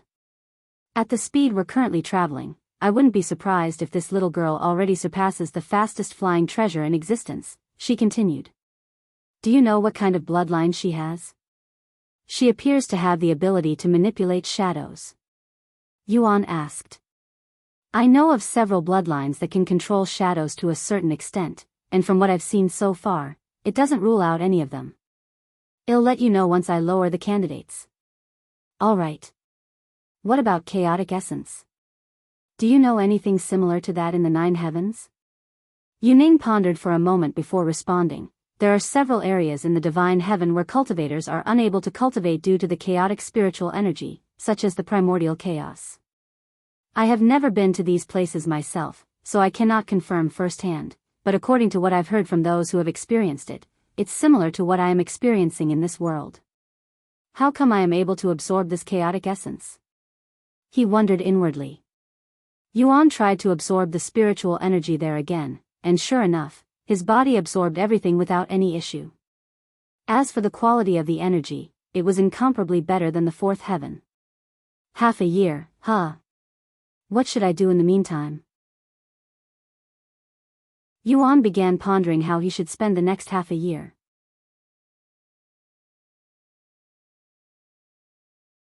Chapter 1604 Training with Kelan. Chapter 1604 Training with Kelan. While Yuan journeyed through the Primal Expanse with Yingzi, Su Jiechi was traversing the Nine Heavens, gathering more information about the Primal Expanse. Since this topic was related to magical beasts, she focused on meeting the beast clans, such as the Dragon Clan and the Phoenix Clan. At one of the most ancient dragon clans in the Supreme Heaven, Su Jiechi requested to meet with their historian. The Primal Expanse, huh? It's been a very long time since someone has brought this place up. The Dragon Clan's historian, Long Qi, spoke with interest as he combed his white beard. He retrieved a large, ancient scroll and opened it, revealing all sorts of information on the Primal Expanse. Don't let the amount of information here fool you, Lady Su. They're all just speculations and rumors. In truth, nobody has been to the Primal Expanse. Then where did the rumor even come from? Who started it? Su Jiechi asked. Do you know how some people claim they have memories of their past life? Well, some beasts vaguely recall a place called the Primal Expanse, where they lived in their past life. According to these individuals, the Primal Expanse is strictly ruled by beasts, so no humans exist there. It's exactly like how Yuan described that place. Su Jiechi thought to herself. Do you mind if I borrow this scroll? She asked Long Qi a moment later. Of course, but why are you suddenly interested in the Primal Expanse, if you don't mind me asking? Su Jiechi pondered whether she should reveal the fact that the Primal Expanse was not just a rumor but existed somewhere outside the Nine Heavens. I heard someone mention it, and it piqued my interest. That's all. In the end, Su Jiechi decided not to reveal this information yet, fearing it might make the world a little chaotic. I need more information about the Primal Expanse before I reveal this information, if I even should, she thought to herself. After leaving the Dragon Clan, Su Jiechi visited the Phoenix Clan and asked for information on the Primal Expanse. She would visit multiple clans over the next several weeks, gathering as much information as she could. Meanwhile, Meixiu and the others began their training with Kelan after a quick assessment. It only took a single 5-minute spar with each of them for Kelan to understand their prowess and how to train them. I will spend a day training each of you, starting from the one I think is the weakest currently. Kelan's gaze fell on Meixiu as he spoke. So you'll be first. Okay, she nodded. I already knew I was quite weak compared to the others, but it still hurts. Meixiu sighed inwardly. Although she had been rigorously trained in combat by her mother from a young age to serve the Yu family, she couldn't match Yuxiang, who had the advantage of training with a cultivator since childhood. Kelan shifted his gaze to Yuxiang next. You'll be training with me after her. Then he looked at Lan Yingying and said, You're third. On the fourth day, you'll be training with me. Kelan looked at Meixiu, who wore a surprised expression on her face. Huh?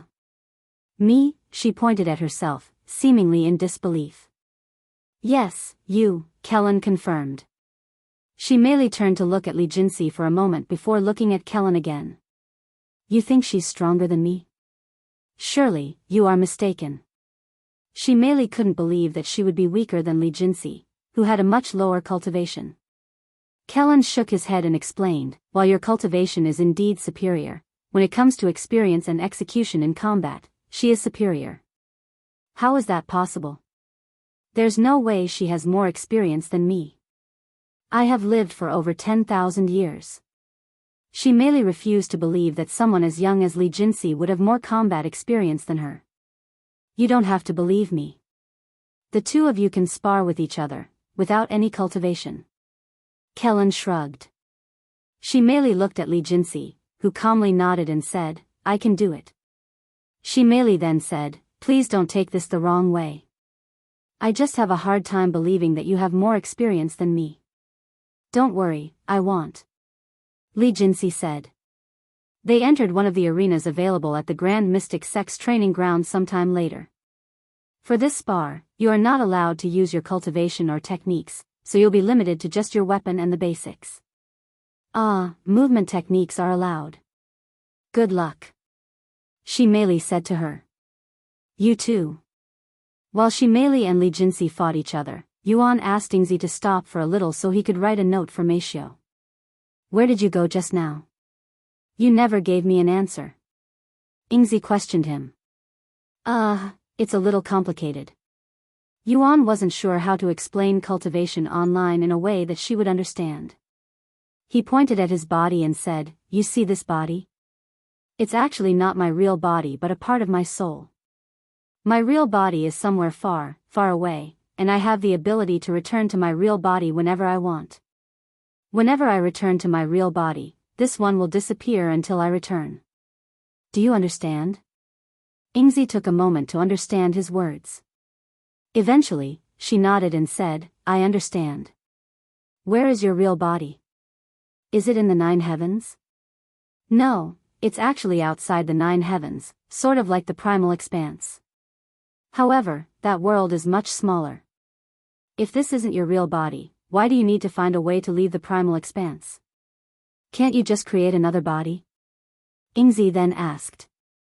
Even if this isn't my real body, it's still part of my soul, which is arguably even more valuable than my physical body, so I can't just abandon it, Yuan said.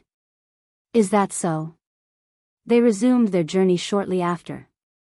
If you find any errors, ads pop up, ads redirect, broken links, non-standard content, etc.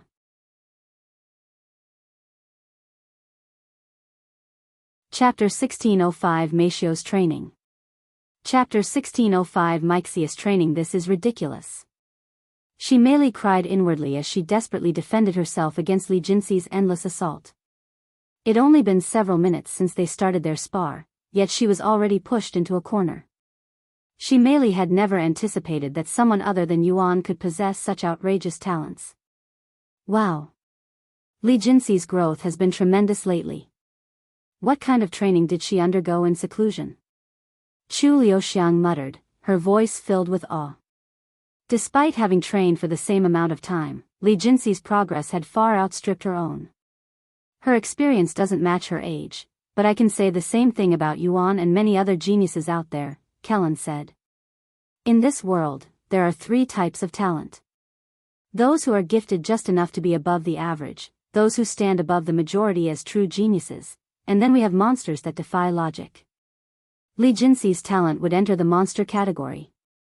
As for Yuan, I believe he is a separate kind of monster, the type that dominates over other monsters.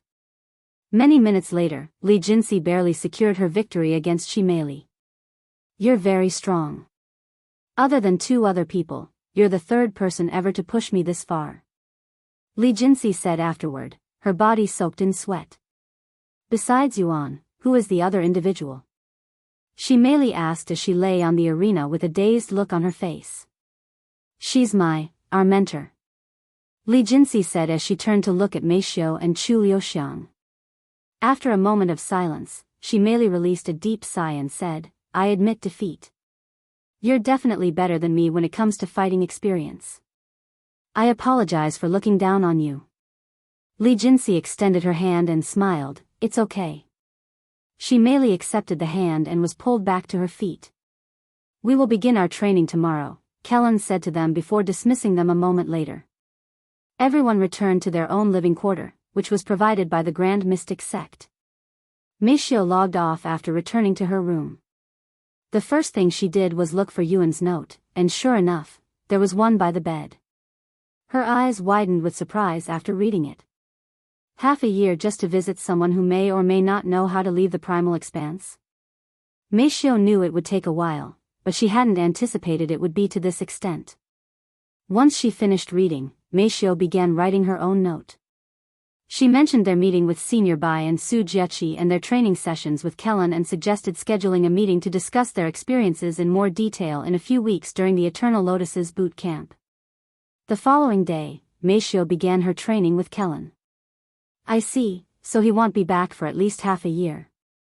That will be more than enough time to transform you guys. Now, in order to wield a bow properly, you must first build a foundation and strengthen your body. So begin with tempering your body."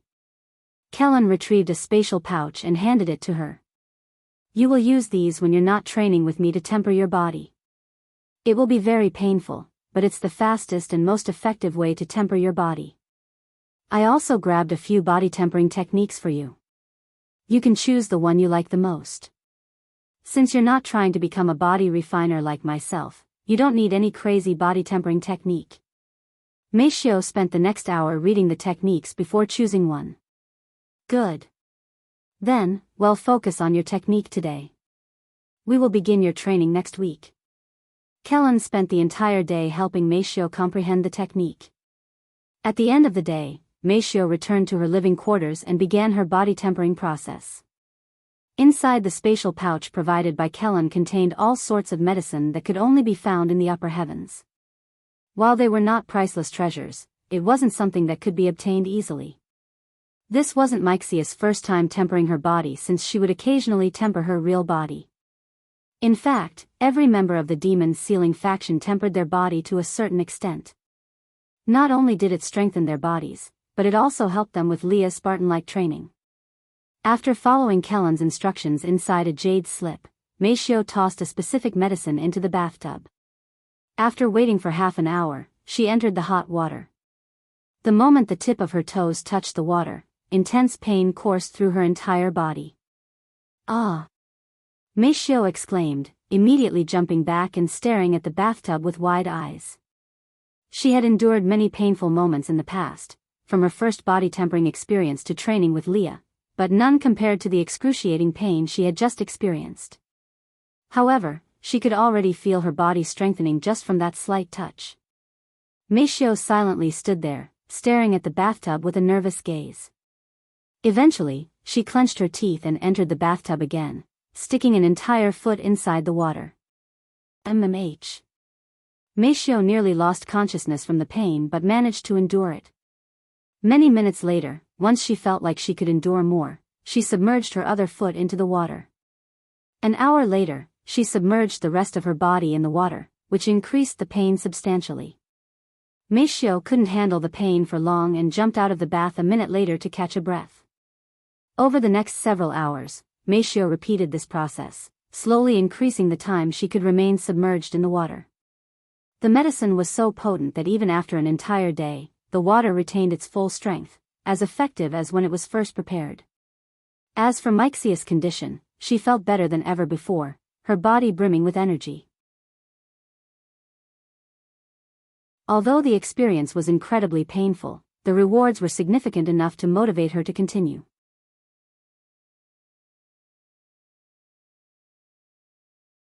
Chapter 1606 Qi Resistance Ball.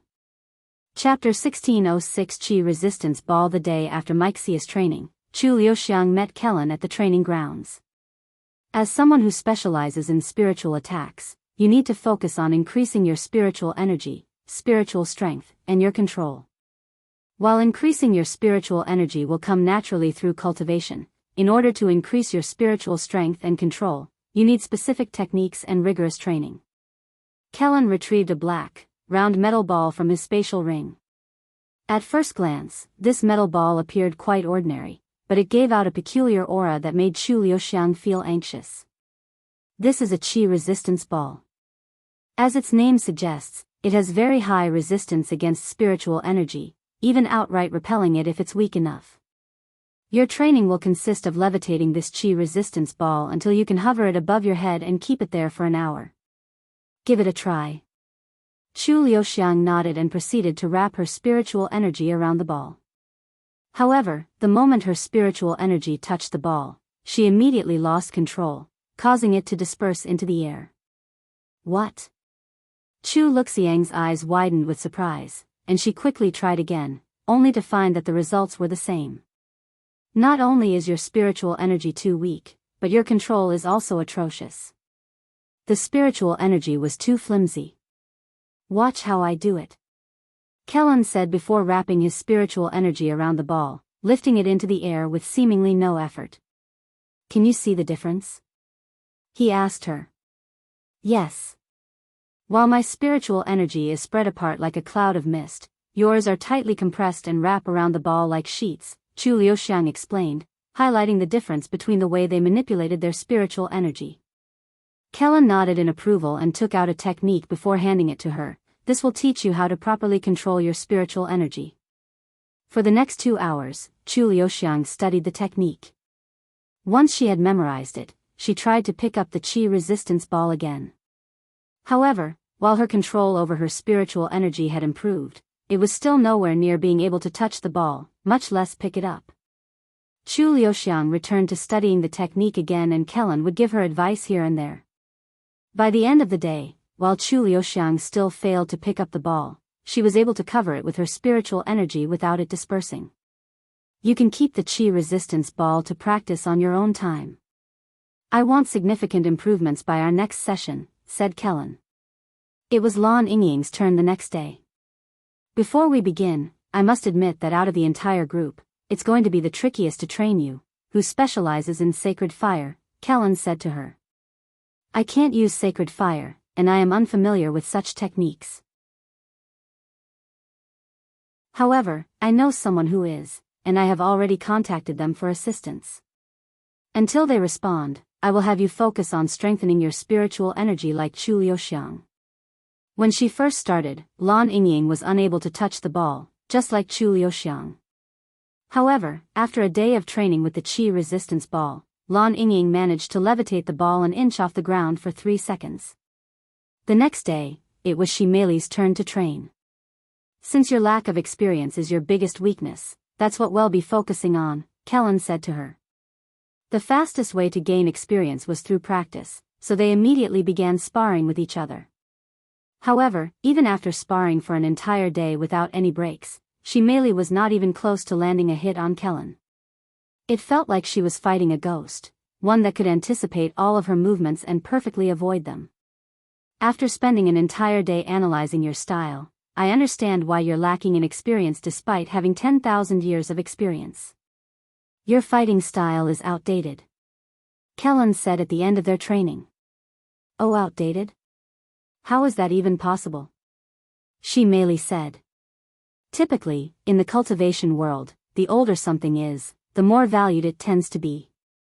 This is why ancient treasures and techniques are highly sought after. Not everything improves with age.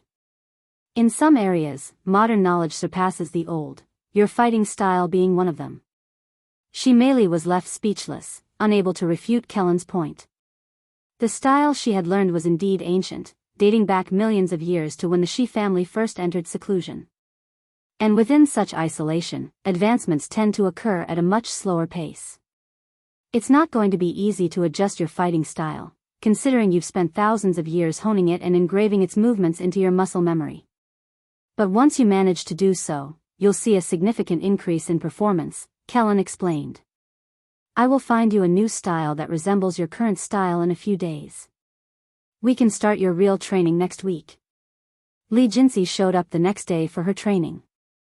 Frankly, your techniques are impeccable, and I have no criticisms there. However, it's clear that your body is struggling to keep up with your movements, Kelan said. He continued, in order to narrow the gap between your abilities and your bodhis limits, you will focus on tempering your body, much like Meixiu. However, you will need to push even further than her, perhaps 2 steps further. It's going to be painful, but once you've achieved a physique that can handle your abilities, your prowess will skyrocket to unimaginable levels. Will it be enough to beat Yuan? Li Jinsi suddenly asked an unexpected question. That's... Kelan was caught off guard by such a question and didn't know how to respond for a moment. I'll be honest with you. The chances of catching up to him are near zero, much less defeating him. However, nothing is impossible in this world. With enough luck and dedication, even a cripple can even surpass a god. That's good enough for me. Li Jinsi said with an eager smile. Sometime later, Kelan spent several hours sparring with her before sending her home with a bunch of body-tempering medicine, but they were several times more potent than the ones he gave Meixiu.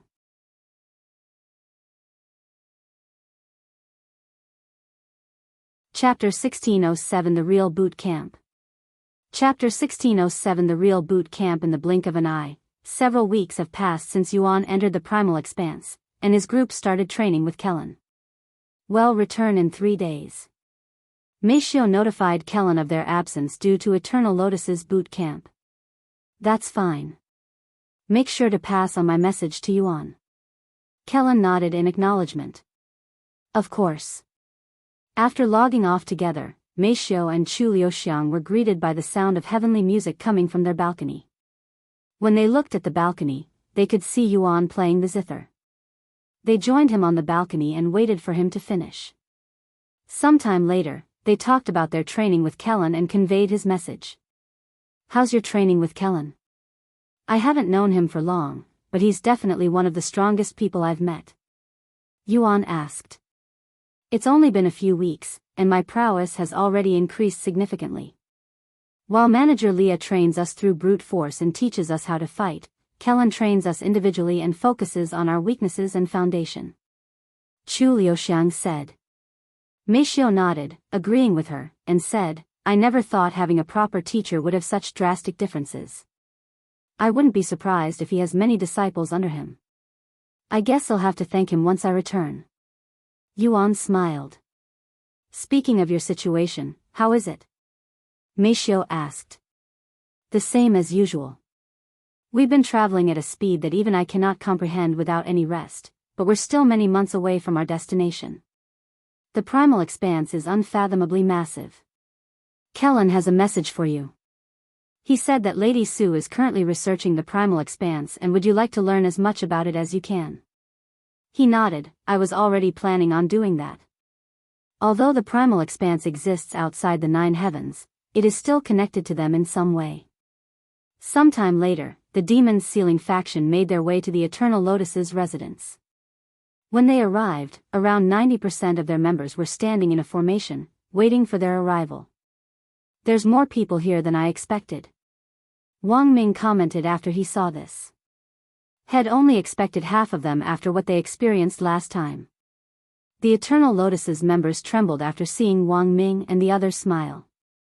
Even if the majority of you quit after today, I applaud you for showing up and giving it a chance despite what you experienced during the trial. Shi Lang said to them. What you will experience in the next 3 days will be much harsher than the trial, but you will definitely become much stronger. Wang Bingbing said. The group swallowed nervously at such words, and many of them had regretful expressions on their faces. After the introductions, they were split into smaller groups again to make training more effective. However, Yuan did not participate and only watched as a spectator.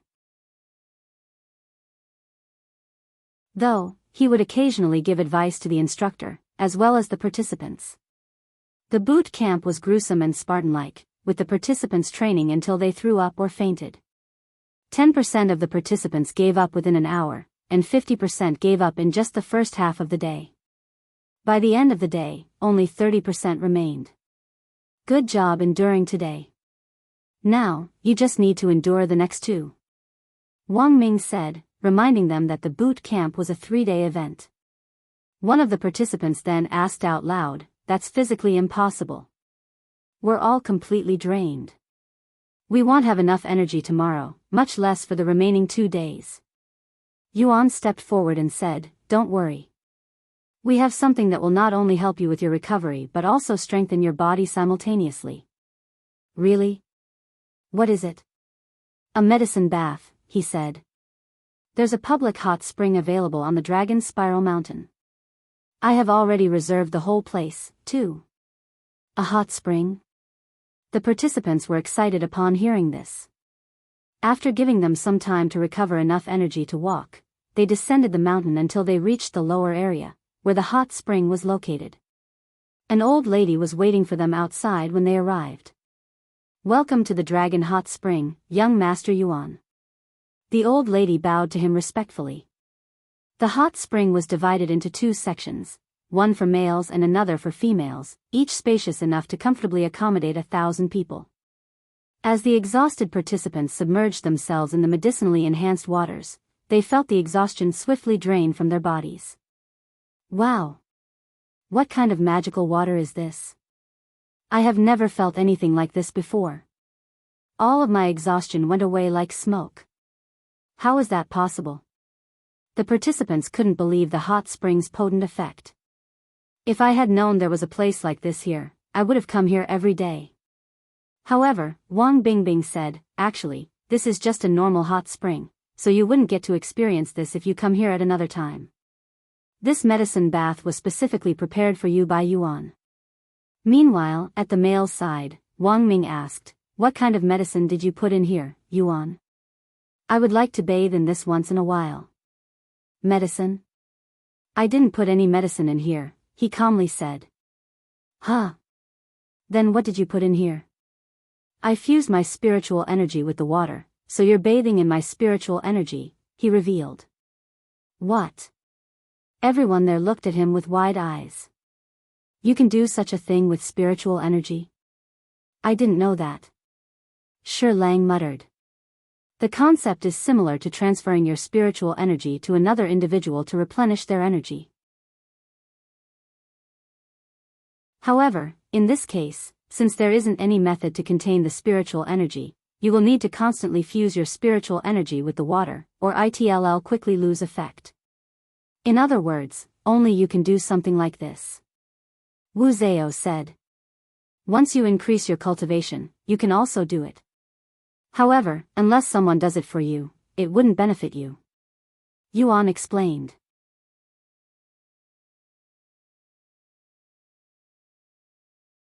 Chapter 1608 The Real Boot Camp, 2. Chapter 1608 The Real Boot Camp, 2. The members of Eternal Lotuses soaked in the hot spring for 2 hours. By the time they emerged, not only had all traces of their exhaustion vanished, but they also felt stronger than they had at the start of the day. When they returned to their residence, those who had quit or didn't participate in the boot camp were absolutely bewildered to see them so energetic. "What the hell? Why do you all look so energetic? You spent the entire day training at their boot camp, right?" "I was only there for 4 hours, but I am still exhausted." Of course, we were exhausted. However, they had us bathe in a medicine bath at the Dragon Hot Spring, relieving us of all exhaustion in just 2 hours. It not only made our exhaustion disappear, it even strengthened our bodies and boosted our cultivation. Dragon Hot Spring? There's a hot spring here? What? Such a place exists? I'm going to go bathe there right now. Since the members that bathed in Yuan's spiritual energy weren't aware of the hot spring's true nature, they didn't stop the other members from rushing to the Dragon Hot Spring.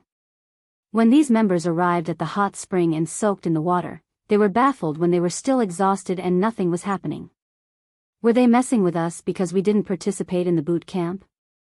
This is just a normal hot spring. Surely, they can't be that petty. They called it a medicine bath, right? Perhaps they'd already absorbed all of the medicine. Someone there made a sound judgment. I guess the medicine bath is only a privilege for those who endured that hellish training.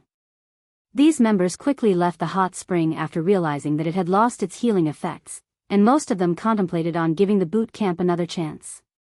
Later that night, the Demon's Sealing faction had dinner together. "Have you guys done any faction wars since our last one?" Yuan asked them. Who would dare to send us a challenge after what you did to the fiery garden of hell? Wang Ming shook his head. The faction war scene has exploded in popularity and participation because of the formation, though, Mei Feng commented. Any movements from the 10 great families or the government? Yuan then asked. No, they have been awfully silent. However, I was told by manager Leah that there have been many people watching the Dragon's Spiral Mountain. She's not doing anything about it? Yuan raised an eyebrow. She said that as long as they don't enter the Dragon's Spiral Mountain or cause trouble, they have no reason to act. Sounds fair. Yuan nodded. Actually, I have something to say. Wang Xiuying suddenly raised her hand. What's the matter? I don't know if this is related, but there's been many people trying to contact me through my grandfather. Dr. Wang? Yuan frowned slightly at this news. I wouldn't think too deeply into it. After all, our exposure exploded after Yan Xiaoxiao's interview was released. Su Murong commented. Murong's right. In fact, it would be weird if nobody tried to reach out to you. Hong Xiuquan said. I guess you're right. Wang Xiuying nodded. It's never bad to be cautious, Yuan said. He continued, speaking of Dr. Wang, how is he doing lately? The same as usual, I guess. He started cultivating recently.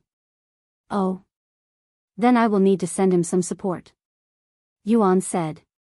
Although it was a job, Dr. Wang looked out for him since childhood. If it weren't for Dr. Wang, he might have died before Cultivation Online came out. It's okay. I have already sent him some pills and resources to help with his cultivation. Wang Xiuying said.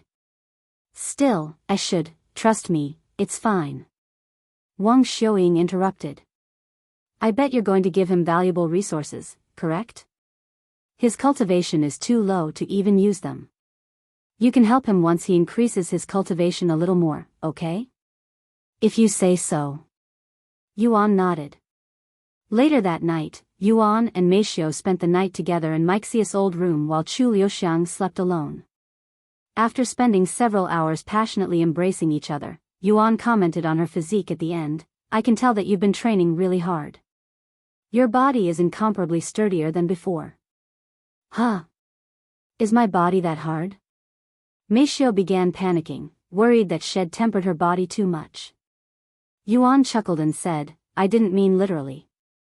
Your body is still very soft and pleasing to touch, so there's no need to worry. Meixiu blushed at such words. The next day, when the Demon's Sealing faction arrived for the second day of boot camp, they were pleasantly surprised to find that many of the participants who had quit the previous day had returned, ready to continue their training. What happened? What made you change your heart? Shi Lang asked them.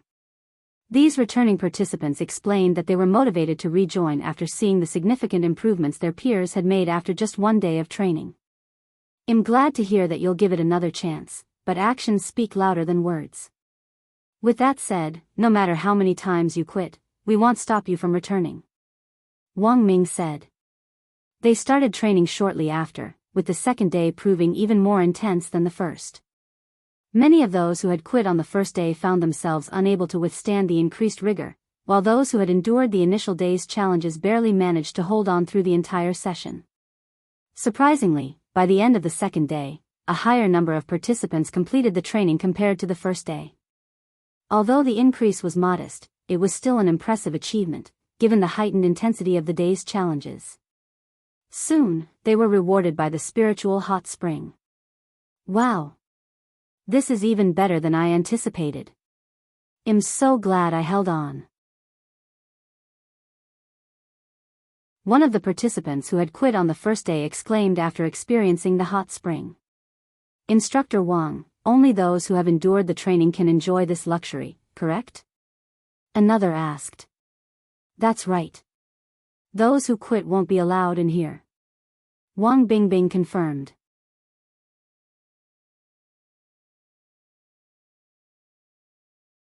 Chapter 1609 Half a year later. Chapter 1609 Half a year later. After spending 2 hours at the Dragon Hot Spring, everyone returned to their living quarters. Only 2 days have passed since they started training, but the members of Eternal Lotuses who didn't quit were already experiencing tremendous growth. All had at least 2 breakthroughs, while some even had 4 breakthroughs. As for those who had stopped training on the first day but returned on the second day, they had at least 1 breakthrough. The rest of the Eternal Lotuses were envious of their exponential growth and contemplated returning to training. Later that night, Yuan spent the rest of the night with Yuxiang. Is the Primal Expanse a dangerous place? Yuxiang asked at the end of their passionate session, which lasted for hours. Yes, it's a gruesome place where only the strong survive. Doesn't that apply to our world, as well? It's much more so over there, where humans don't exist. When humans want something, the normal ones will negotiate for it. However, according to what I was told, they forcefully acquire everything in the Primal Expanse. It's a place where laws don't exist and the strong rules over the weak. The law of the jungle, huh? I guess that makes sense since it's a world of beasts. Be safe over there. Yuan smiled and said, unless my immortal monarch's dominion doesn't work on the beasts there, I should be relatively safe no matter what I am up against. I also have an expert guiding me. He had been curious whether the immortal monarch's dominion would affect the beasts in the Primal Expanse, but he hadn't yet had the opportunity to test it. The following day, even more participants showed up at the boot camp than on the second day. However, as many had expected, the third day of boot camp was even more torturous than the previous 2 days combined. Every single participant had either puked or lost consciousness at least once. Fortunately for them, the training ended earlier than anticipated, and they were rewarded with a 4-hour spiritual bath. Good work, everyone. Well, come back next month for the next boot camp session.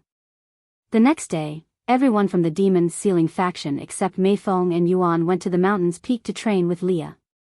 Where have the 3 of you been lately? You haven't been showing up to training. Leah asked Meixiu, Yuxiang, and Li Jinsi, who had spent most of their time training with Kelan. Meixiu explained the situation to Leah, who said afterward, I understand. Let me see how much you've improved through your new trainer. If it's good enough, you won't need to attend my training any longer. The following hour, Meixiu and the other 2 had a sparring session with Leah, who was quickly surprised by their drastic improvements. Heavens! Who's training them? They've improved so much that they're almost unrecognizable. Wang Ming exclaimed. In just a month, Meixiu and Yuxiang, who had consistently ranked at the bottom, experienced a dramatic rise, propelling them to the top of their power ranking. Meanwhile, Li Jinsi, who was already at the pinnacle of the rankings, found her lead expanding even further as the gap between her and the others became more pronounced. Who's your teacher? Leah asked them afterward. He's Yuan's bodyguard. We're being trained by him while Yuan is away, Yuxiang explained. Yuan has a bodyguard? Leah raised her eyebrows at this information. She never expected someone as monstrous as him would need protection. It's a little complicated. Whatever, I don't really care. Anyway, the 3 of you no longer need to attend my training since that person is much more capable than me. Leah said a moment later. Yes. Thank you for everything so far. They bowed to her. Shit, we really need to ascend to the 4th heaven and train with them now. Wang Ming muttered out loud. Hearing this, Leah turned to him and said, that's actually a great idea. Not only would you improve faster with that person, but I would no longer need to waste my time training you. Although it may seem like Leah was upset, she genuinely wanted the best for them. Meanwhile, Yuan continued his journey with Yingzi. My body is feeling sore. Yingzi suddenly said as she slowed down. Seeing this, Yuan retrieved a meat skewer and handed it to her without uttering a single word. Yingzi accepted his offering and immediately continued their journey, acting as though the soreness magically disappeared. This was Yingzi's way of asking for more food, and she would do it once a week, so it wasn't anything new to Yuan. Fortunately, I have an immense stock of meat skewers due to Shimei's eating habits. Yuan thought to himself. A month passed in the blink of an eye, and it was already time for the Eternal Lotus's second boot camp. During this month, Yuan spent most of his time doing mental training since it was pointless for him to improve his cultivation normally. Meixiu and the others had become celebrities within the Grand Mystic Sect, recognized by the disciples as the 5 ethereal fairies. Whenever they trained with Kelan on the training grounds, a crowd of spectators would gather, cheering them on enthusiastically. Their beauty and diligence had captivated the hearts of many young disciples, drawing attention from even the top disciples within the sect. However, no matter who approached them, they consistently shut down any advances. Due to disturbances caused by a few troublemakers and the increasingly rowdy crowd at the training ground, sect leader Du Daomi took decisive action. He restricted access to the training ground and forbade any disciple from disturbing the group, threatening expulsion for those who defied the order. In the blink of an eye, another month had passed, and it was time for the second boot camp. The Demon's Sealing faction spent 3 days training the members of Eternal Lotuses and returned to their daily routine. 1 month, 2 months, 3 months, half a year has passed since Yuan entered the Primal Expanse. We're almost there. Yingzi notified Yuan as they reached the end of their 6-month-long journey.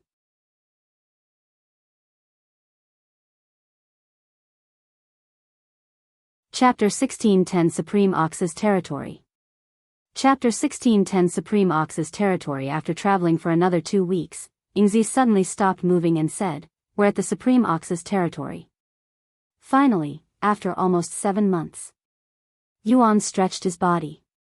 Since he had to attend boot camp 3 days every month, it extended their trip slightly.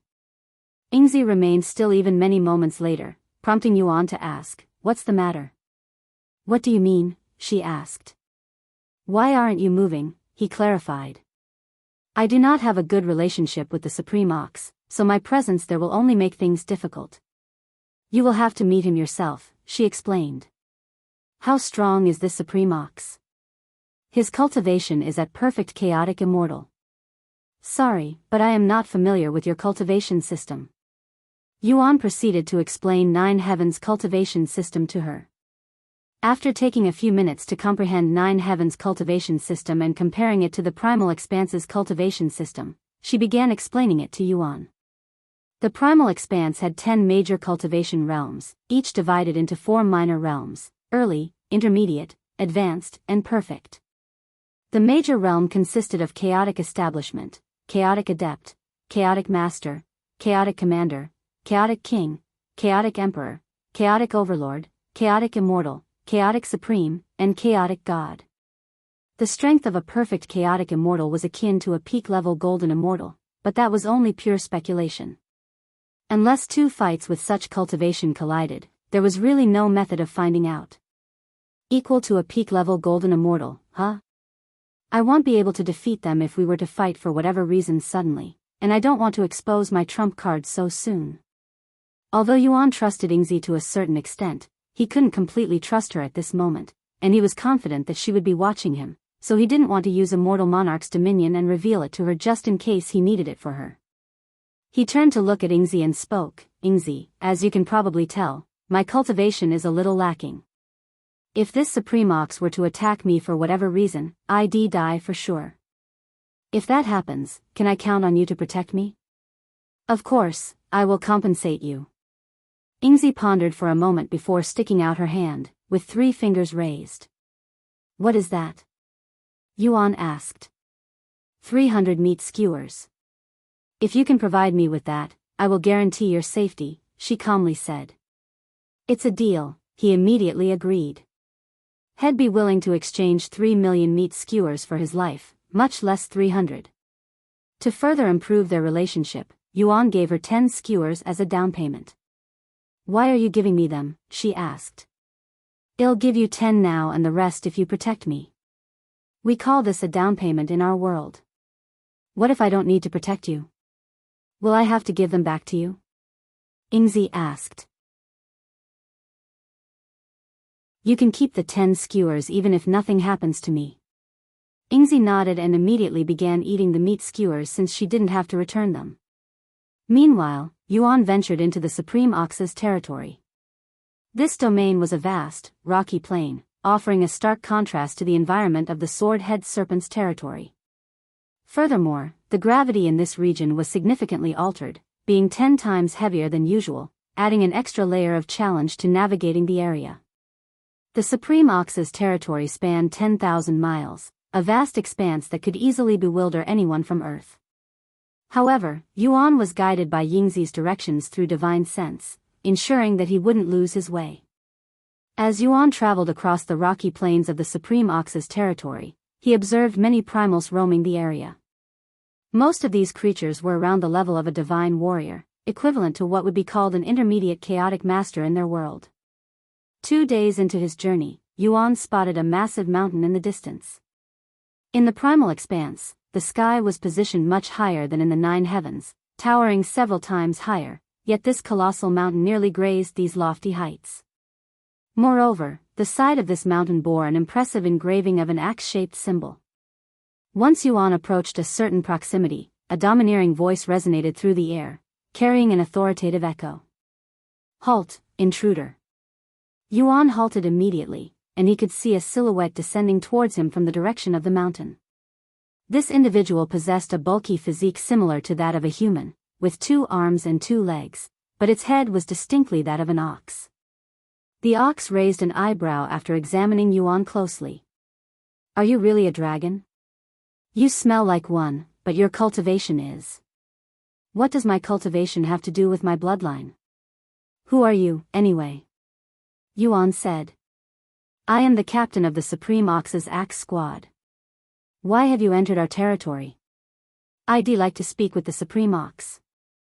The captain narrowed his eyes at Yuan, seemingly pondering something. After a moment of silence, he said, "I understand. I will bring you to the Supreme Ox now." That was too easy. Yuan thought inwardly. The ease with which they permitted him to meet their leader seemed suspiciously straightforward, prompting him to question if there were any ulterior motives behind their accommodating behavior. Is it because I am a dragon? Regardless of what they were up to, with Yingzi protecting him, Yuan had no need to worry and followed the captain. Sometime later, they reached the peak of the mountain, where a large throne made of bones was situated at the center, commanding a view of the surrounding landscape. However, sitting on the throne was an ugly middle-aged man with unnatural facial features so unsettling they could scare even ghosts. Yuan's eyebrows twitched upon seeing this middle-aged man, who was easily the most unattractive individual he had ever encountered. "Supreme Ox, you have a visitor." The captain kneeled before the Supreme Ox and said. The middle-aged man, who had been staring at Yuan long before they even arrived at the mountain, spoke with a mysterious smile on his face. "What brought you to my territory, young dragon?"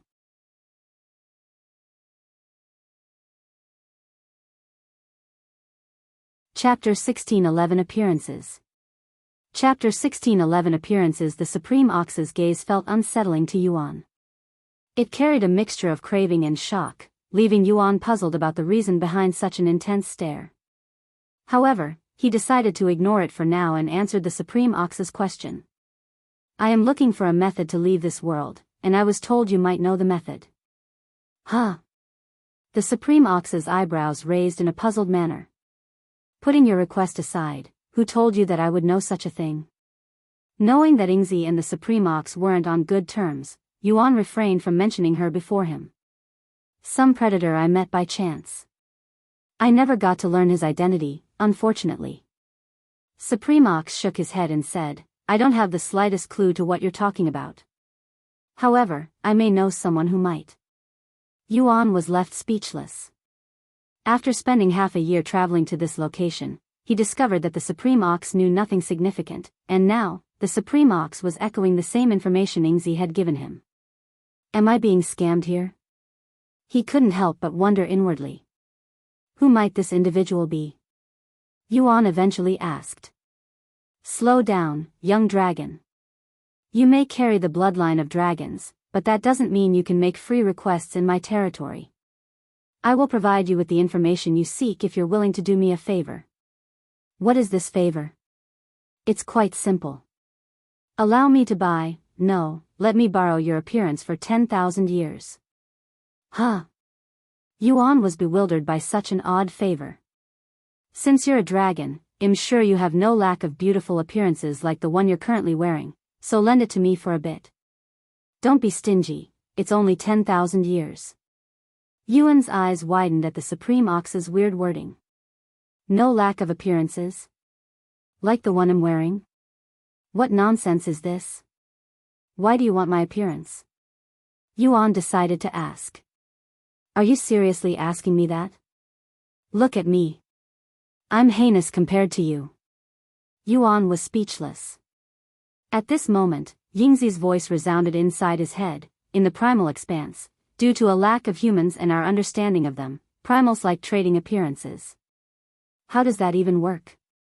Are you asking me to take off my skin like we do with clothes? We can't do that. It's not like that. If you agree to let the Supreme Ox borrow your appearance, he will simply copy your appearance and use it for himself. Also, you won't be allowed to use your appearance for 10,000 years if you agree. Why would they choose to borrow appearances? Can't they simply craft their own, tailored to their liking? He struggled to grasp the rationale behind adopting another's visage when the possibility of creating a unique one existed. That's easier said than done. With a lack of humans, there are only so many authentic appearances to go around. Also, it is an unspoken rule to never copy another's appearance without permission, even if you change some of the features. Once Yuan thought about it, Yingzi was right. Even humans would have difficulties if told to create a human appearance without any reference, since it cannot resemble another's appearance too much less the beasts within Primal Expanse, where humans don't exist. How valuable are appearances in this world? Yuan continued asking. It greatly varies depending on the available features. Of course, the good-looking ones will be worth more. I have never seen anyone with your quality of appearance, so it should be worth a fortune. Yingzi said. Thanks for the information. What's wrong, young dragon? Why aren't you saying anything? Supreme Ox asked with a nervous smile on his face. Seeing this, Yuan smiled coldly and said, You want to borrow my appearance in exchange for some information that may not even be reliable? Are you looking down on me, Supreme Ox? The Supreme Ox sucked his teeth after hearing Yuan's words. He was clearly trying to take advantage of Yuan due to his seemingly young age and low cultivation base. Fine. I won't ask to borrow it, but allow me to use your appearance as a reference, at the very least. You're still asking for too much. Yuan shook his head. Supreme Ox frowned and muttered in a cold voice, Don't try to push your luck too far, young dragon. The other predators may be afraid of the dragon bloodline, but we don't fear you. The atmosphere suddenly stiffened, and Yuan could sense many powerful entities in the vicinity announcing their presence, almost as if they were threatening him. Yuan remained calm and said, Are you sure you want to threaten me? You might have to spend the rest of your life in that appearance. Before the Supreme Ox could speak, Yuan continued, I was going to say that while my appearance isn't for sale or rent, I have plenty of high-quality appearances available. But if you don't want them, that's fine. As someone with countless encounters with humans, he had an unlimited supply of human appearances to bargain with in this primal expanse. W8. Supreme Ox quickly said. He raised his hand and made a gesture. In the following moment, all of the surrounding presences disappeared. I apologize for my subordinates' unruly behavior. They are too easily agitated. Anyway, what other appearances do you have? May I see them?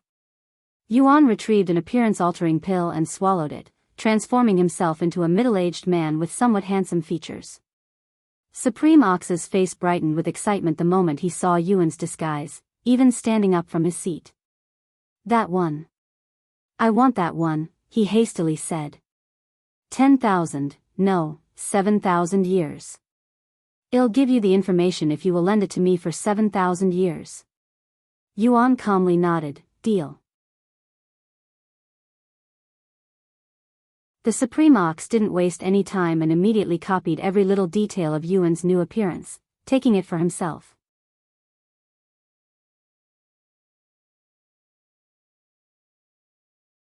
Chapter 1612 Snowy Fox Mountain.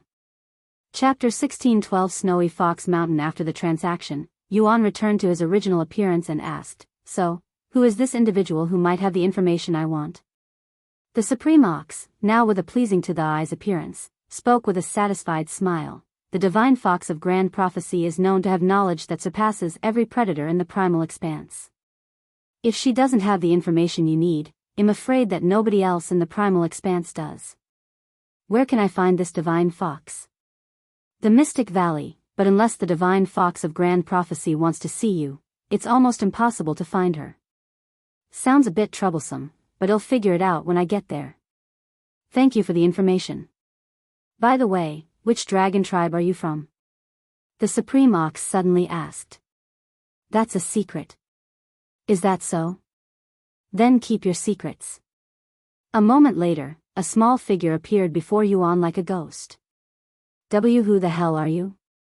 The Supreme Ox was startled by Yingzi's sudden appearance, looking like he couldn't believe he didn't notice her presence until she stood right before him. No, even with my eyes directly on her, I cannot sense her presence. This ghost-like presence, she must be, Shadow Dweller. What are you doing in my territory? And that appearance, where did you acquire such a high-quality appearance? Shadow Dweller? Yuan raised an eyebrow at this familiar name. He turned to look at Yingzi, who turned out to have the same bloodline as one of the 9 divine supremes. Are you trying to start another bloodbath in my territory? The Supreme Ox roared, and the presences that appeared to threaten Yuan returned, but there were significantly more this time. Don't mind me. I am only here as that guy's travel guide. Yingzi remained calm despite the many threatening presences surrounding them and pointed at Yuan with her gaze. Travel guide? You? The Supreme Ox couldn't believe what he was hearing. How could an entity like her become a guide for someone else, even if that individual was a dragon?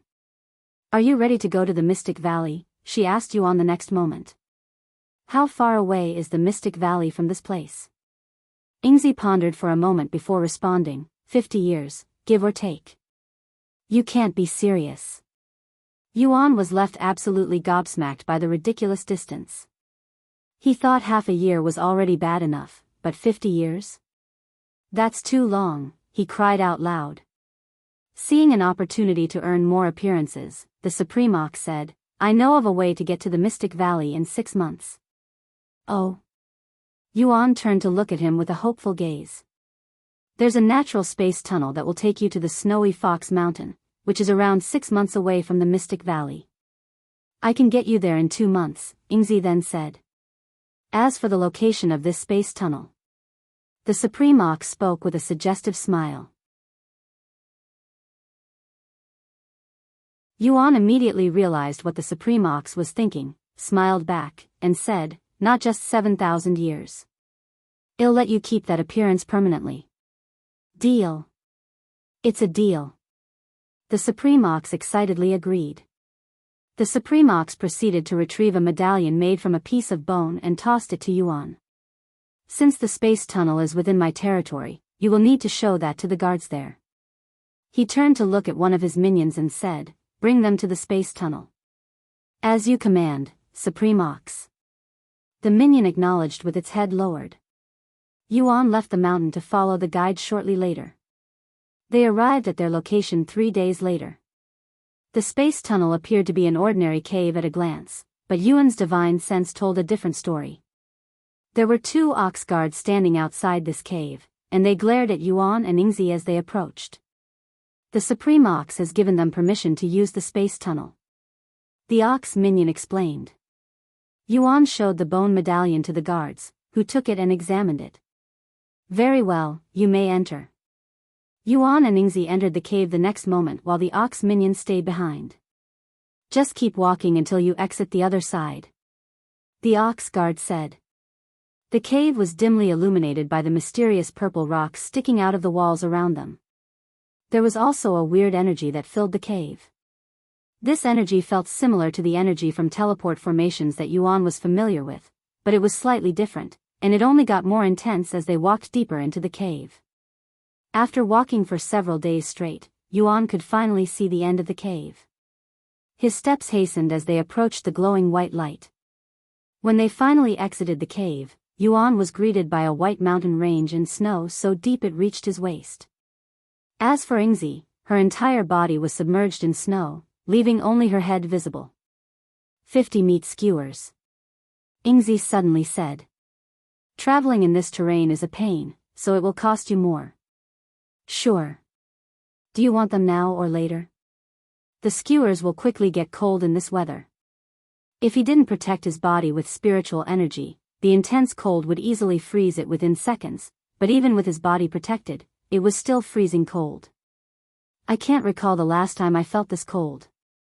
Cultivators can regulate their body temperature using spiritual energy, ensuring comfort even if they stand naked in a snowstorm. However, this ability can be challenged under extreme conditions that are too severe for their energy to suppress. Moreover, the snow in this area seemed to possess a unique trait that drains spiritual energy, making it even more challenging for Yuan to maintain a steady body temperature. You can give them to me later, she said. All right. Yingzi picked up Yuan and flew toward the Mystic Valley shortly later.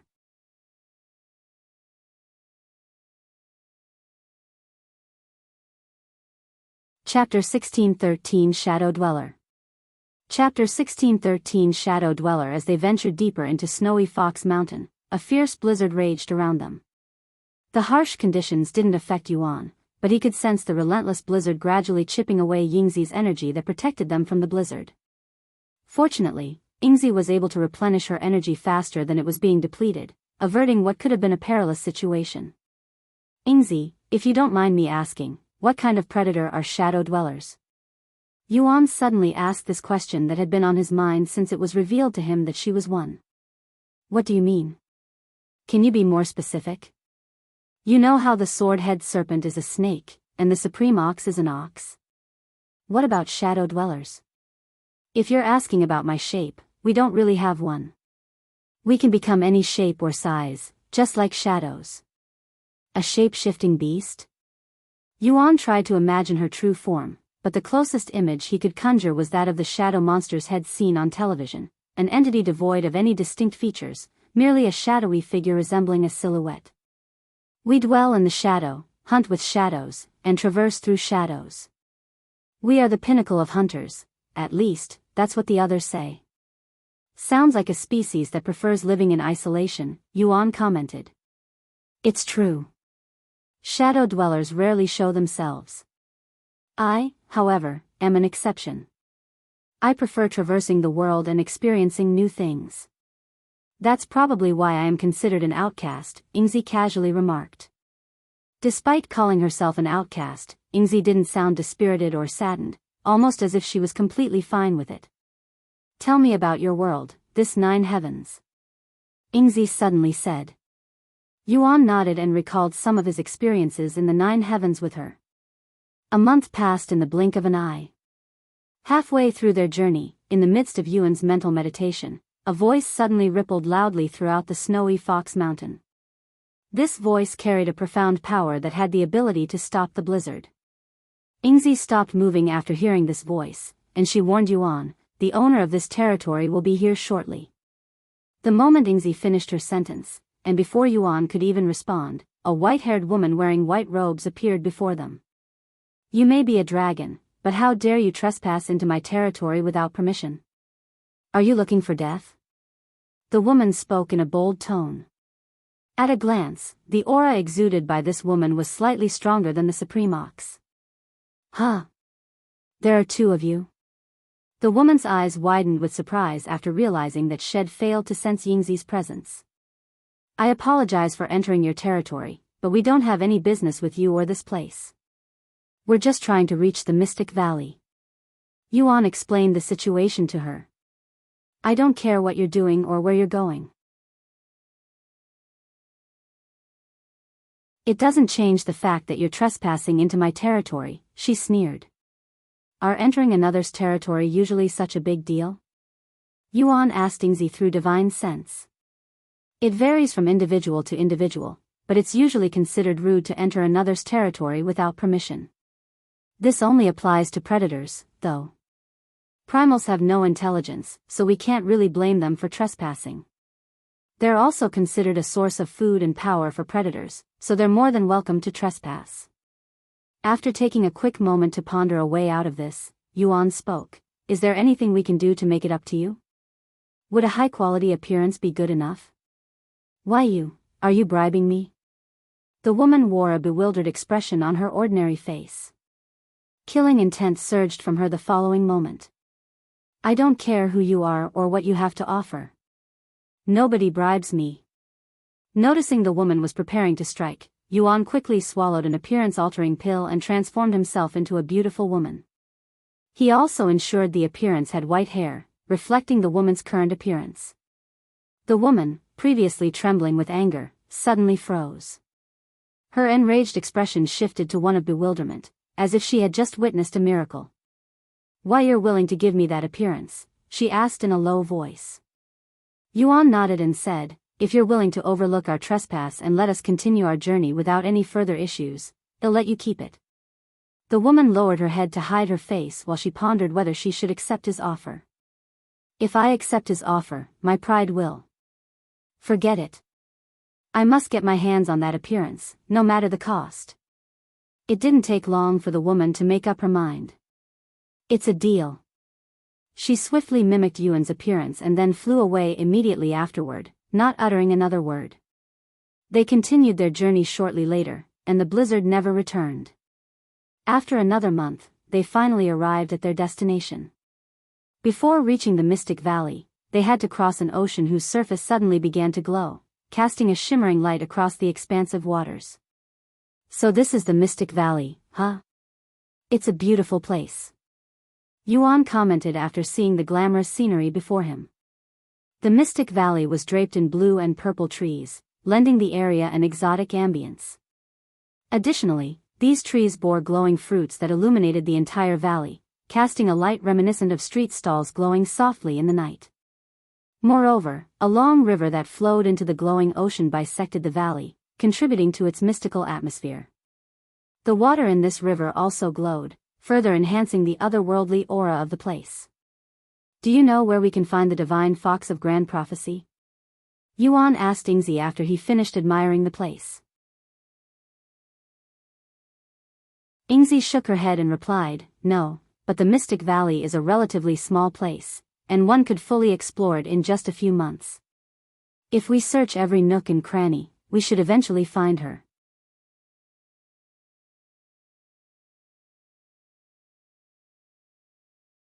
Chapter 1614 Mystic Valley.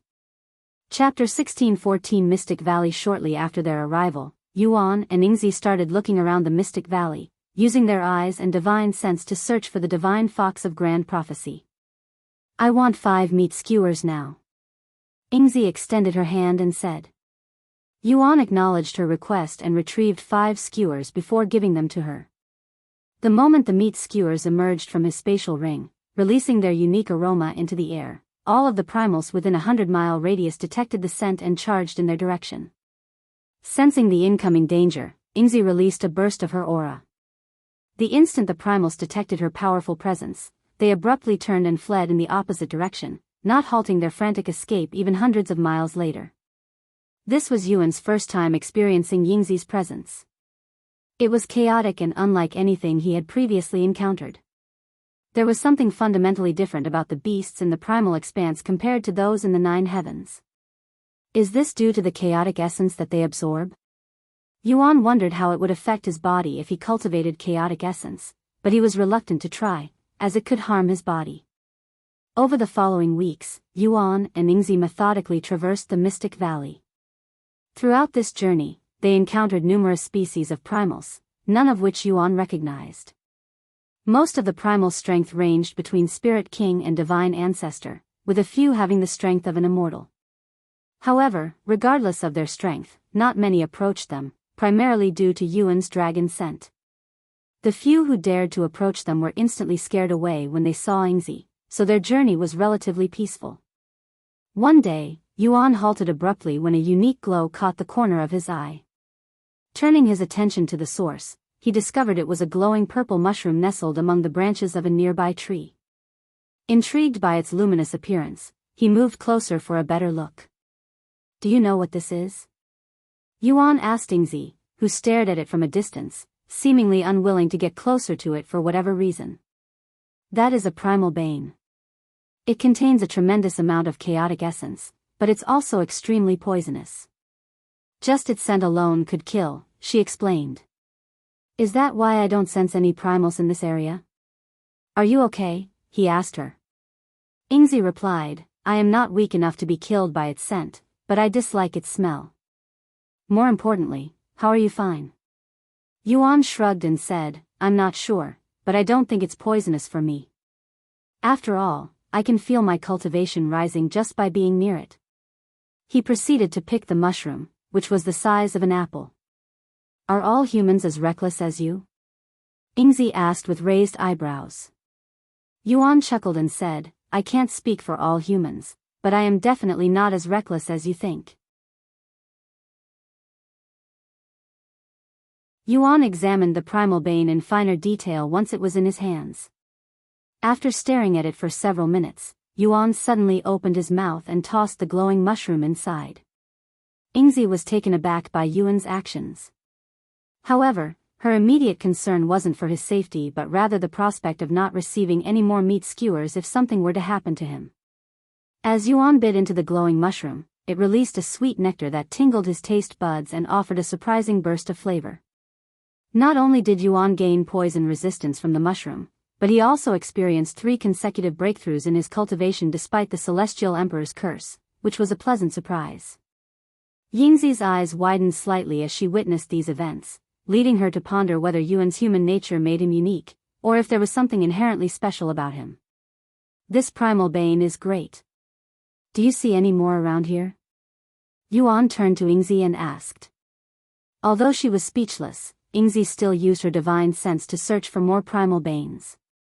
A few moments later, she said, there's another one about 2 days away. Great.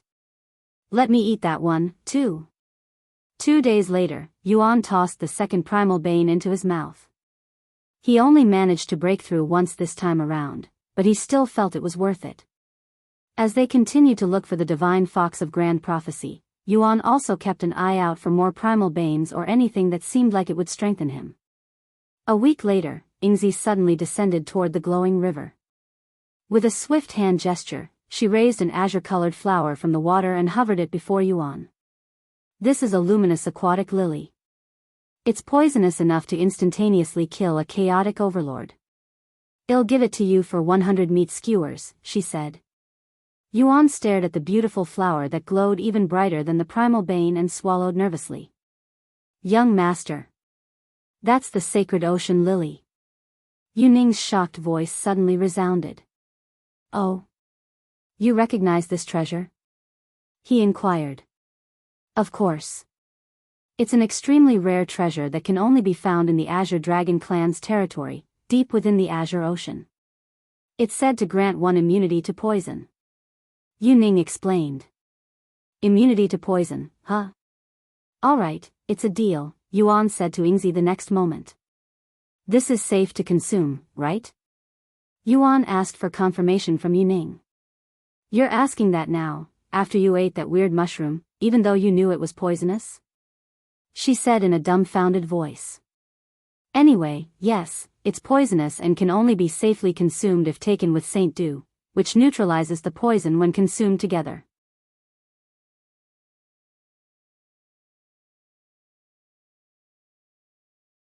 Chapter 1615 Luminous Aquatic Lily.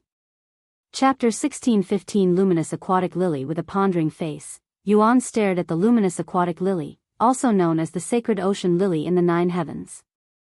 Despite Yuning's confirmation that it was poisonous, he had supreme poison resistance, and he managed to consume the primal bane without any resistance. I cannot rely on Ingzi forever since I only had a limited amount of skewers left to use on her. Moreover, I don't feel any sense of dread from it. He considered whether to consume the luminous aquatic lily immediately or wait until he had obtained the Saint Dew to safely neutralize its poisonous effects. Aren't you going to eat it? Ingzi suddenly asked him. After hearing Yingzi's words, Yuan quickly made up his mind. Without any hesitation, he tossed the entire flower into his mouth the very next second. Young master? Yuning exclaimed in a shocked voice after seeing his actions. She had just told him that it was poisonous, so why would he do something so foolish? Upon consuming the luminous aquatic lily, Yuan felt an immense burst of energy surge through his body, so powerful that it threatened to cause his body to explode. Recognizing the urgency, he quickly found a place to sit down and focus on cultivating to control the overwhelming energy. Since the luminous aquatic lily had thrived in an environment rich with chaotic essence, consuming it began to alter Yuan's aura. Gradually, his aura grew more chaotic, beginning to resemble that of the residents of the Primal Expanse, marking a significant transformation in his energy. Although the Primal Bane also contained a lot of chaotic essence, it was not enough to affect Yuan. The luminous aquatic lily, however, was at least 50 times more potent than the Primal Bane. Yuan's cultivation soared in the following moments. In the blink of an eye, Yuan's cultivation base surged to the peak of the Spirit Emperor level, then began to stabilize. Over the following hours, his cultivation slowly advanced, inching closer to the threshold of Spirit Sovereign. A day after Yuan consumed the luminous aquatic lily, his aura, which had been tranquil for some time, suddenly skyrocketed. Ding! Quest, Chaotic Heart, Difficulty, Hard, Quest Description, Consume Chaotic Essence and complete your Chaotic Heart, Progress, 10%, Reward, Chaotic Heart. Yuan stared at the quest with wide eyes. Congratulations on your breakthrough, young master. Yu Ning's dumbfounded voice snapped him out of his daze. He turned to look at Yingzi and asked, "What's a chaotic heart?" "That's what we have and need to cultivate," she calmly responded. Her eyes suddenly narrowed as she fixed an intense stare at him. "I can sense a chaotic heart, one that didn't exist before, within you. However, it doesn't seem complete." "How is that possible?" she muttered in a dazed voice. The residents of the Primal Expanse are naturally born with a chaotic heart, so nobody knew it could be created, in a human, much less. "What did you do?" Yingzi asked him a moment later. "Besides consuming the luminous aquatic lily, nothing really. I think it's because I consumed a large amount of chaotic essence, which I am not used to," he said. Yingzi wore a pondering expression on her face, but she didn't say anything else. "Give me a few more hours.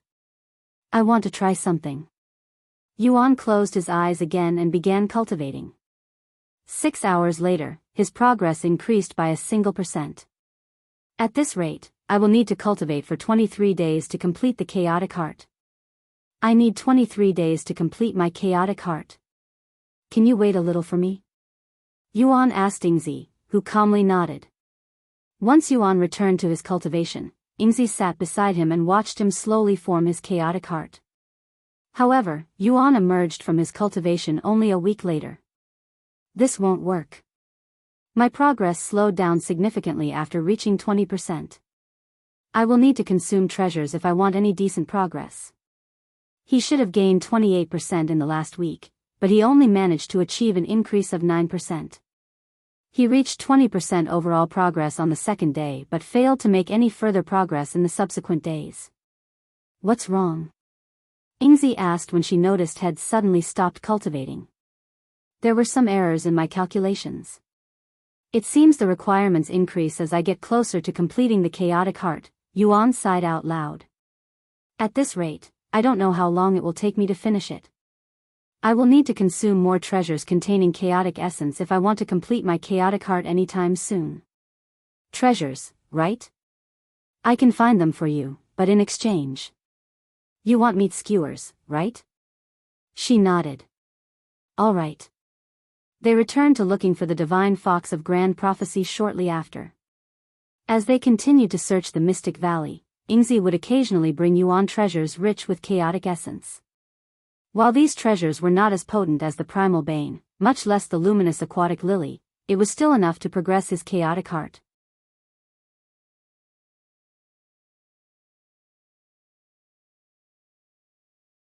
Chapter 16:16 Divine Fox of Grand Prophecy. Chapter 16:16 Divine Fox of Grand Prophecy. A month has passed since Yuan consumed the luminous aquatic lily.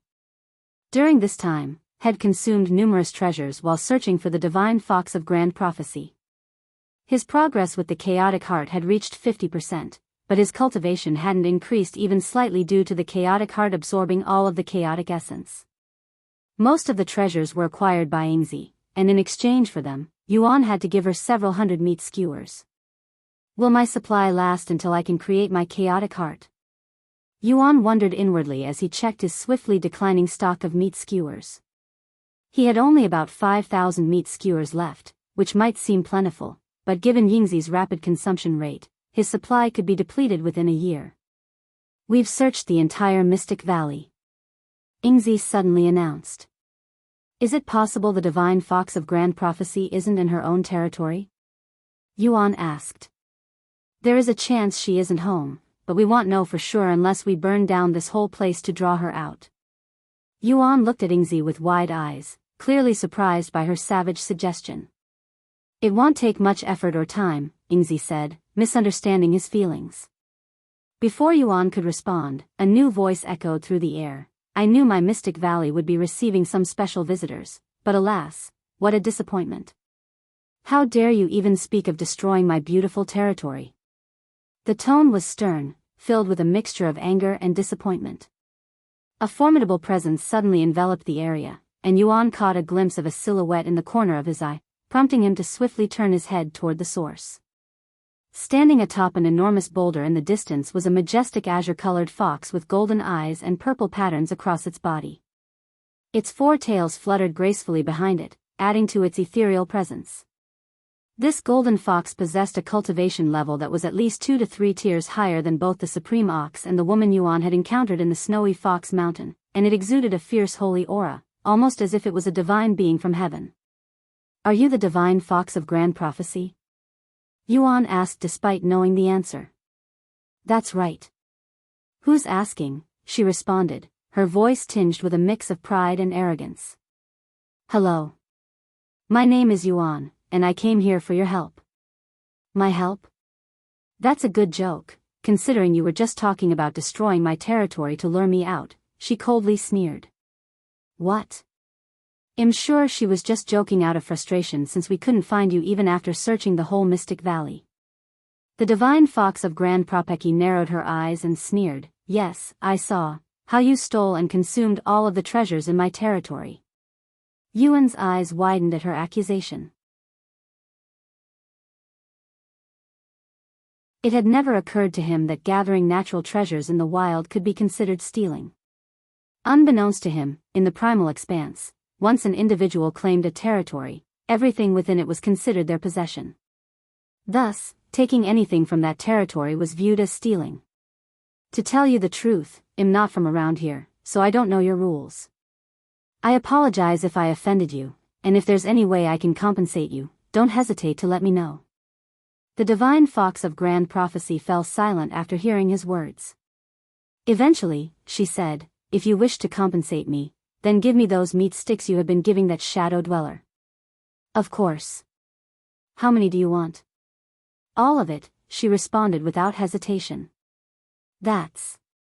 However, before Yuan could even formulate a response, immense killing intent suddenly surged from Yingzi's small frame, enveloping the entire Mystic Valley in an instant. Don't push your luck too far, divine fox, she growled in a shivering tone. Despite the intense atmosphere, the divine fox neither fled nor showed any signs of fear, standing firm and composed. In stark contrast, the nearby primals scrambled away in terror, visibly shaken to their core, even pissing themselves while they fled. What? You want to go at it? I'm not afraid of you. The divine fox sneered, her posture oozing with confidence for some reason. We didn't come here to fight you. Also, I would give you all of my meat skewers if I could, but as you can see, it will only lead to an even bigger problem, so I will refrain from doing so. Yuan sighed. How about 500 meat skewers? After a moment of silence, the divine fox nodded, Fine. I'll forgive you for 500 of those meat sticks. Yuan immediately retrieved 500 meat skewers and offered them to the divine fox, who started eating them the moment it was in her grasp. Oh my! What a unique flavor! I have never tasted anything like this before. What kind of primal meat is this? Exclaimed the divine fox, her entire body trembling with joy as she savored the meat skewers, clearly delighted by the unfamiliar and exquisite taste. I can tell you if you answer one of my questions. Yuan saw this opportunity and said. There is almost nothing I don't know. What do you want to know? A method of leaving this world, he said. The divine fox stopped chewing on the meat skewers and stared at him in silence, her thoughts unknown. Sometime later, she quickly chewed her food and swallowed before speaking in a calm voice. As I thought, you're not from this world. How can you tell? Yuan asked out of curiosity. How can I not after watching you for the last several weeks? Not only do you lack common sense, but you also lack a chaotic heart. Are you even a dragon or a human disguised as one?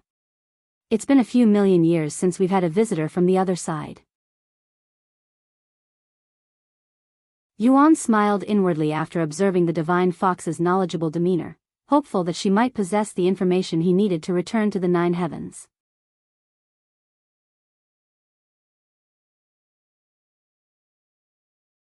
Chapter 16-17 Primal Monarch. Chapter 16-17 Primal Monarch. You're right. I am not from this world originally. I came to the primal expanse by accident, and I am trying to look for a way back to my own world. Yuan said to the divine fox of grand prophecy after she correctly guessed his identity. And you think I know this method? What made you come here, anyway? The divine fox asked. That's what the Supreme Ox said. Don't tell me you don't. Yuan swallowed nervously. I do know how to leave this world. Really? Yuan's expression brightened after hearing this.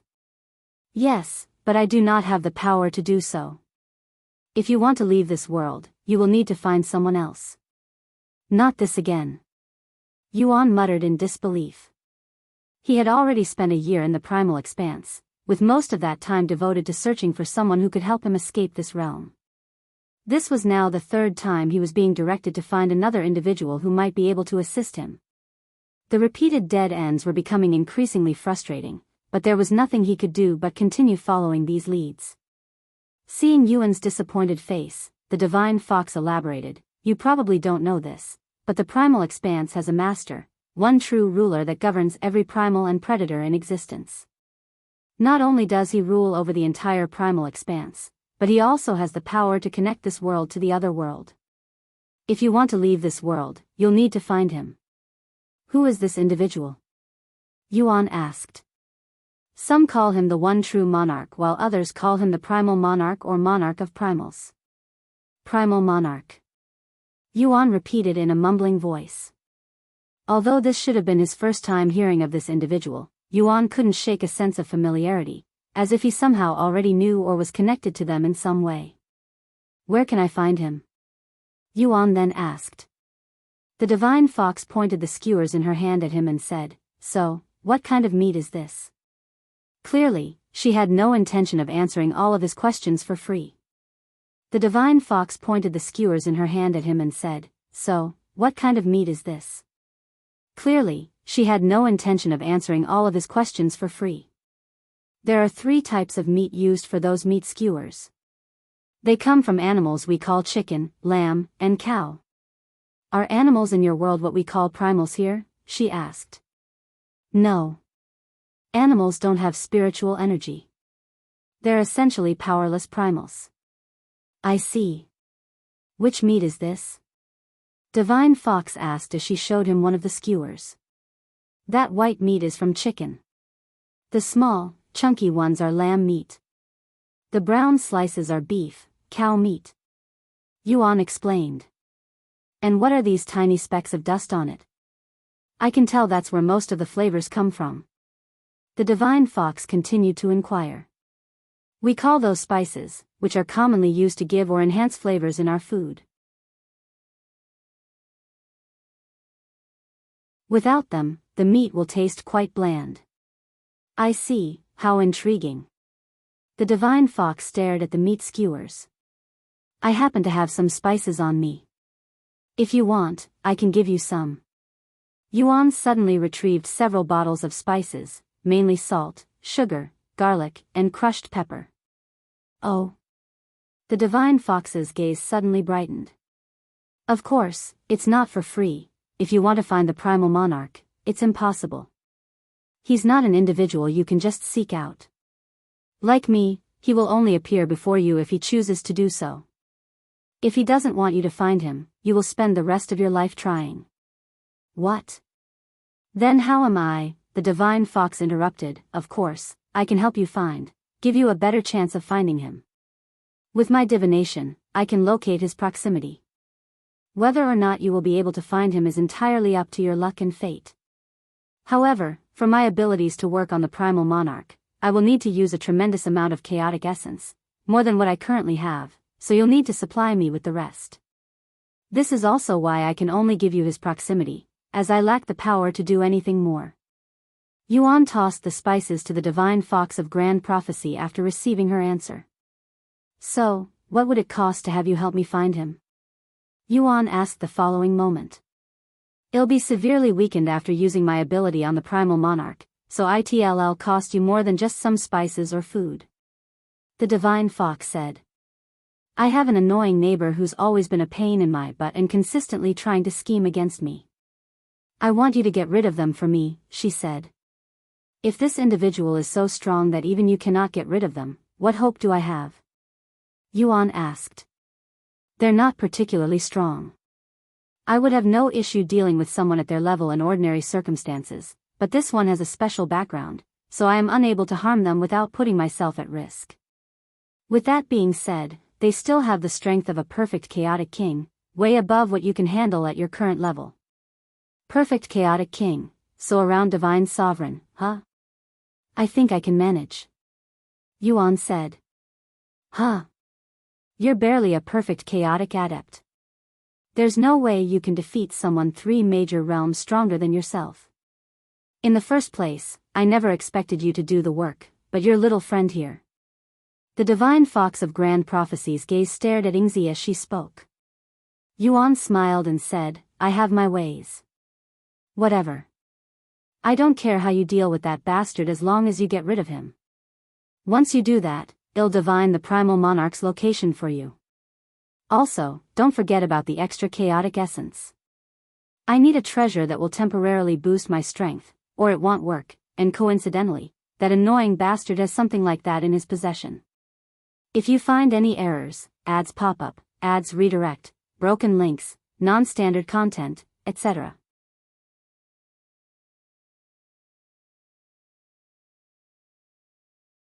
Chapter 1618 Starfire Dragon. Chapter 1618 Starfire Dragon. So, who is this primal that you want to get rid of? Yuan asked. Not a primal. He's a predator. The Divine Fox corrected him. He has a dragon bloodline, a real one. Dragon bloodline, huh? Is that why you cannot attack him? He's from the Divine Dragon Sanctuary, one of the top powers in the Primal Expanse. If I attack him and offend them, they could easily destroy me and my territory. However, you're a different story. Even if you kill him, it won't affect you once you leave this place. Yuan raised an eyebrow and said, but you were expecting Yingzi to kill him, and she is a resident of this world. Divine Fox of Grand Prophecy looked at Yingzi and sneered, you know nothing about shadow dwellers.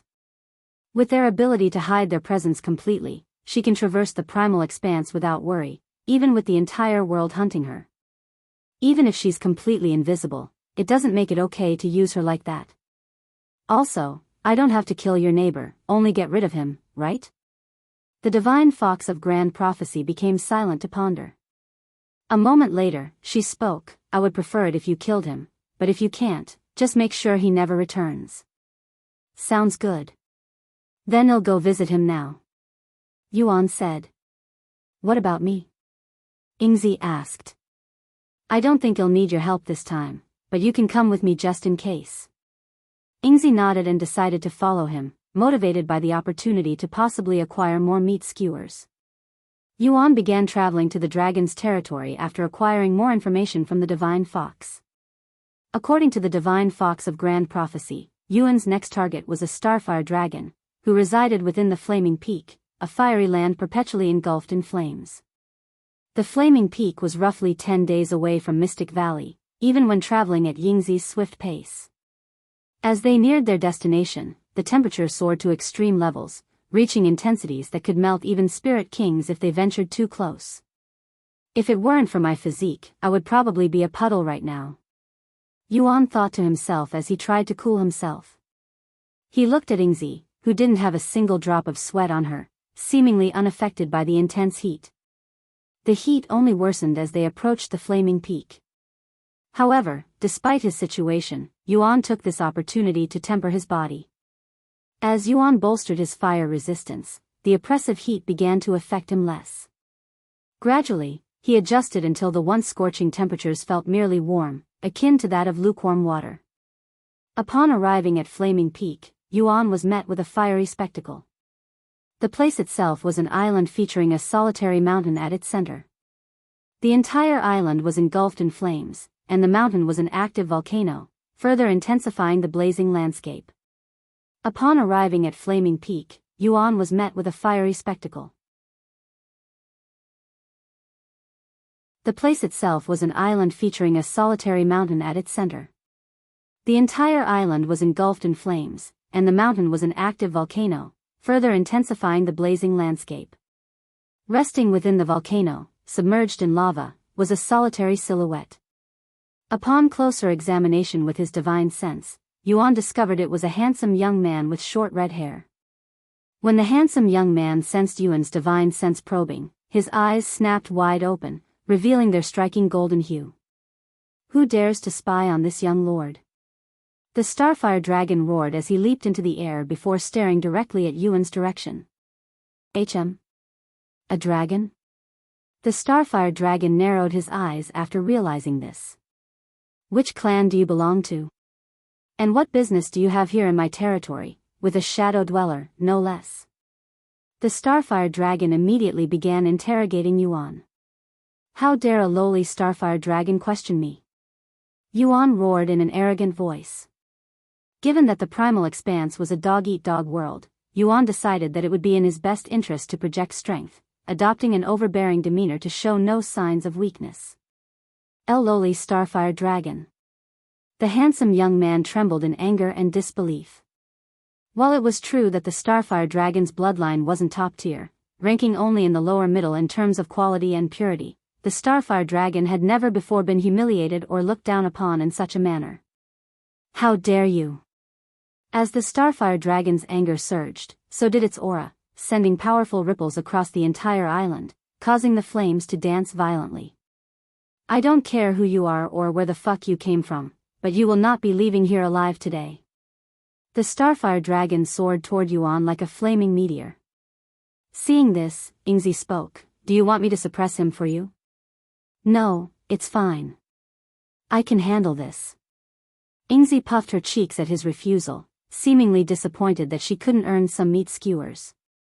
Once the Starfire dragon was close enough, Yuan suddenly activated Dragon's Gaze. Wah! The Starfire dragon halted upon being struck by Dragon's Gaze. This power is Dragon's Influence. Your royalty.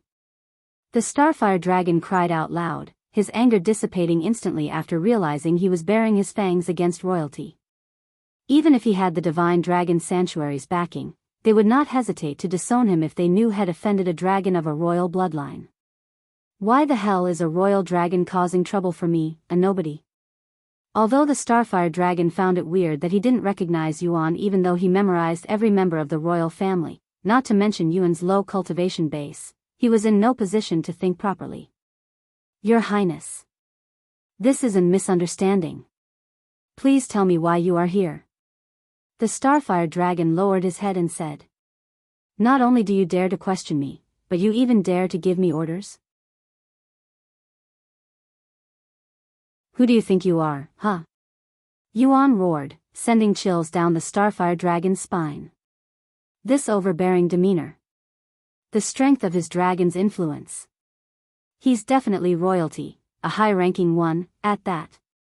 He cried inwardly.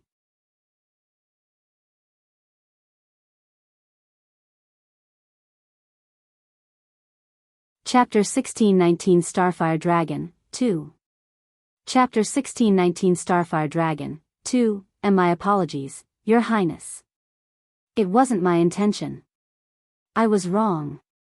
Starfire Dragon quickly lowered his head. If you know you're wrong, why are you still hovering above me and looking down on me like you're above me?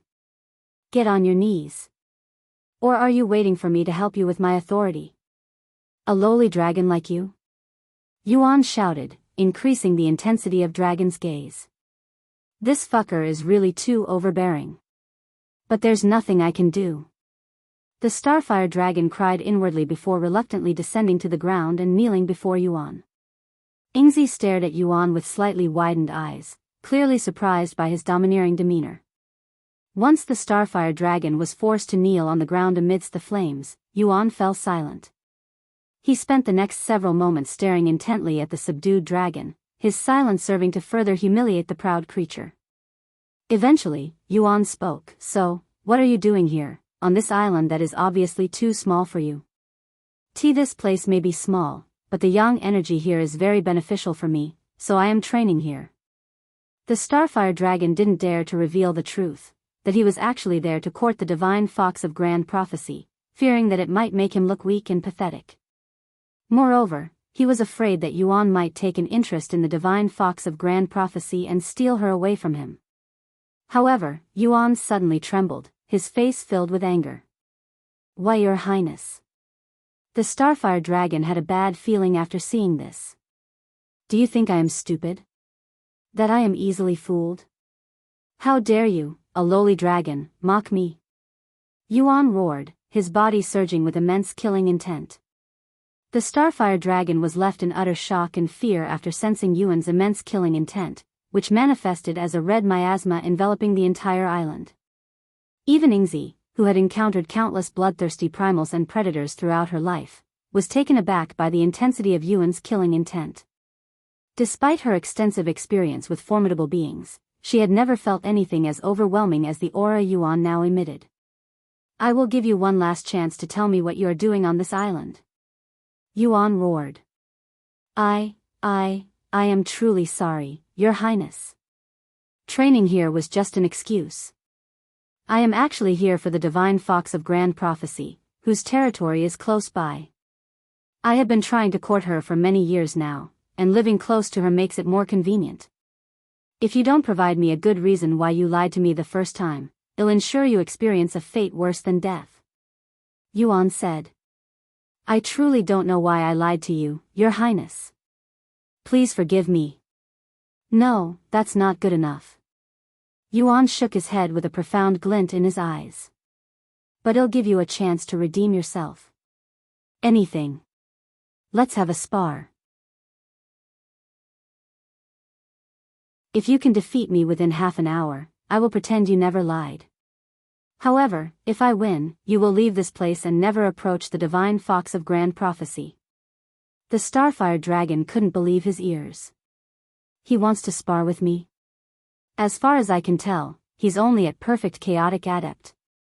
He won't last a second against me, much less half an hour. Yuan narrowed his eyes at the Starfire Dragon and muttered in a cold voice, Are you looking down on me right now? Huh? Oh, of course not. I wouldn't dare. The Starfire Dragon vigorously shook his head. He's probably hiding his cultivation. There's no way someone with a royal bloodline would have such a low cultivation. The Starfire Dragon convinced himself. A few moments later, Yuan descended to the fiery ground. Despite his entire body being engulfed in flames, he did not burn and only felt mildly uncomfortable due to his enhanced resistance. Do you need some time to prepare? Yuan asked. No, I can start whenever. He nodded and said, Don't hold back just because of my status. I don't want any excuses later. As you command. The Starfire Dragon transformed entirely the following moment, becoming a giant, red dragon. He had expected Yuan to shift into his true form for the battle, as fighting in human form would be a disadvantage.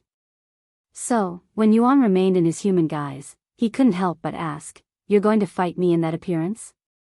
You're not even worth it. In fact, if you can make me fully transform, I'll consider it my defeat, Yuan said as he partially transformed. This arrogant bastard. The Starfire dragon clenched his teeth, cursing inwardly. Then here I come. Without using any weapons, Yuan made the first move and approached the Starfire dragon. He wanted to see his current limit after so many breakthroughs. They clashed shortly after, with the Starfire dragon unleashing devastating flames with every movement. Using nothing but his fists, Yuan struck the Starfire dragon's body, each strike as heavy as mountains. Fuck. How does he exude so much power with that cultivation? It doesn't make any sense. However, as strong as it seemed, Yuan's punches were only strong enough to inflict superficial damage on the Starfire dragon. Not only were the differences in their cultivation too vast, but the Starfire dragon's body was unfathomably durable. Does he really intend to fight me while only partially transformed with that level of cultivation? The Starfire dragon was in disbelief, but he was also filled with anger. Royalty or not, I will teach you a lesson for underestimating me. The Starfire dragon opened its mouth and unleashed a massive ball of flames, its size rivaling that of the entire island itself. The air around it shimmered with intense heat as the colossal fireball gathered energy. Let's see if you still refuse to fully transform after this. Starfire Meteor. The Starfire dragon released the attack shortly after, hurling the massive ball of flames at Yuan.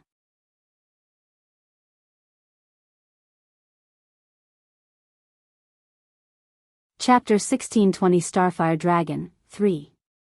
Chapter 1620 Starfire Dragon, 3. Long before the Starfire dragon's fiery attack even reached him, Yuan could feel his skin being scorched by the intense heat radiating from the massive ball of flames. Despite the dangerous situation, he refused to move away, seeming intent on blocking the attack with his bare body. He can't be serious, right? The Starfire dragon muttered in a dazed voice. After the Starfire dragon unleashed his attack, he began to fear the possibility of actually killing Yuan. Unsure, he glanced at Yingzi, searching for any sign of concern. Noting her nonchalant demeanor, he sighed in relief, thinking, I doubt she would actually let me kill him. I need to push him to fully transform, no matter the cost. With this resolution, he continued his fiery assault. As the Starfire meteor neared, about to make an impact, Yuan wrapped his arm in enhanced sword aura and flicked it toward the massive ball of flames. The heat was intense enough to incinerate his arm completely, yet he sliced the meteor in half, and his burned arm fully recovered a few seconds later. What is that sharp energy? Yingzi's eyes widened with interest after seeing sword aura for the first time. The Starfire dragon was just as shocked and puzzled as Yingzi, as had never heard of anything like that before. What is that weird energy? And what is with that ridiculous regenerative ability? My flames have a unique property that greatly reduces healing. Why isn't it working on him? Unbeknownst to the Starfire dragon, his flames actually reduced Yuan's healing ability. Otherwise, it wouldn't have taken him a few seconds to heal but instantly. Not bad. Yuan examined his arm, which appeared completely healed on the surface. Despite this, a lingering burning sensation remained. What kind of dragon bloodline does he have? I don't know of any bloodlines with such a powerful healing ability, not to mention that weird energy he used to split my fire. Let's see if you can cut this. The Starfire dragon soared into the air, spreading his wings wide. As he did so, tens of thousands of small fireballs materialized, raining down upon Yuan like a fiery meteor shower. In response, Yuan cloaked his entire body in enhanced sword aura, transforming himself into a blur as he charged directly toward the Starfire dragon, undeterred by the onslaught of flames. As Yuan charged forward, his enhanced sword aura sliced through the barrage of fireballs, annihilating anything it touched. However, the intense heat from the fireballs penetrated his aura, inflicting direct damage on his body. Despite this, Yuan's form, now completely charred, continued to advance resolutely towards the Starfire dragon. What the fuck? The Starfire dragon was left terrified by Yuan's unrelenting will and persistence. He always thought dragons with royal bloodline were mentally weak and disliked pain, but Yuan appeared to be the complete opposite of the rumors. In the midst of Starfire dragon's shock, Yuan arrived before him and swung his arm, unleashing a powerful sword light. The Starfire dragon hastily snapped out of his daze to avoid the sword light, but he failed and ended up having one of his wings severed. He unleashed a thunderous roar, echoing through the air with such ferocity that he seemed to have entered a state of frenzy. I don't care anymore. The Starfire dragon suddenly curled his body into a tight ball, and a red, ominous light began radiating from him, signaling the buildup of a potentially devastating attack. Need my help? You might die from this. Ingzi suddenly said. Yuan shook his head with a smile, it'll be fine. Not wanting to get caught up in the blast, Ingzi distanced herself from the battlefield. Starfire. The light suddenly intensified, and a fiery aura enveloped the Starfire dragon. Burst. The Starfire dragon erupted in a colossal explosion, his flames rapidly expanding to envelop the entire island in a mere blink of an eye, turning the surroundings into a sea of fire, including the ocean. The ferocious fire from the Starfire dragon's explosion obliterated everything it touched, leaving nothing behind. Yuan was completely engulfed by the flames. The explosion maintained its intensity, with a massive ball of fire resembling the sun hanging in the air for several moments before it gradually began to dissipate. The Starfire dragon, completely exhausted of chaotic essence, fell directly into the ocean afterward. Ingzi looked around for Yuan, but he was nowhere to be seen, almost as if had been erased from existence. Suddenly, as if had materialized out of thin air, Yuan's body quickly recovered until there was not a single burn left on his body. Seeing this, Ingzi began doubting whether Yuan was a human or a monster. What kind of dragon are you?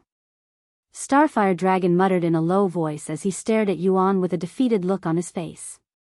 I have never seen or heard of an indestructible dragon before. Even the shadow dragons, rumored to be as indestructible as shadow dwellers, would have perished just now. That's none of your business. Anyway, it's your defeat, so you'll never show your face before the divine fox of grand prophecy again as punishment. If I find out that you've broken our agreement, I will slaughter your entire bloodline. Do you understand? Of course, Your Highness. I swear upon my bloodline that I will never approach the divine fox of grand prophecy again. Yuan nodded and suddenly retrieved a pill before tossing it into the dragon's mouth. What did you just feed me? The Starfire dragon was instantly alarmed. Relax. That will recover your injuries. Yuan said. Sure enough, the Starfire dragon's exhaustion was quickly lifted, and within minutes, he was full of energy, almost as if they had never fought. What a miracle treasure. Thank you, Your Highness. The Starfire dragon returned to his human appearance and bowed to Yuan. I'm tired of seeing your face. Scram. Yuan coldly sneered. Yes. The Starfire dragon didn't dare to linger and immediately flew away as if his life depended on it.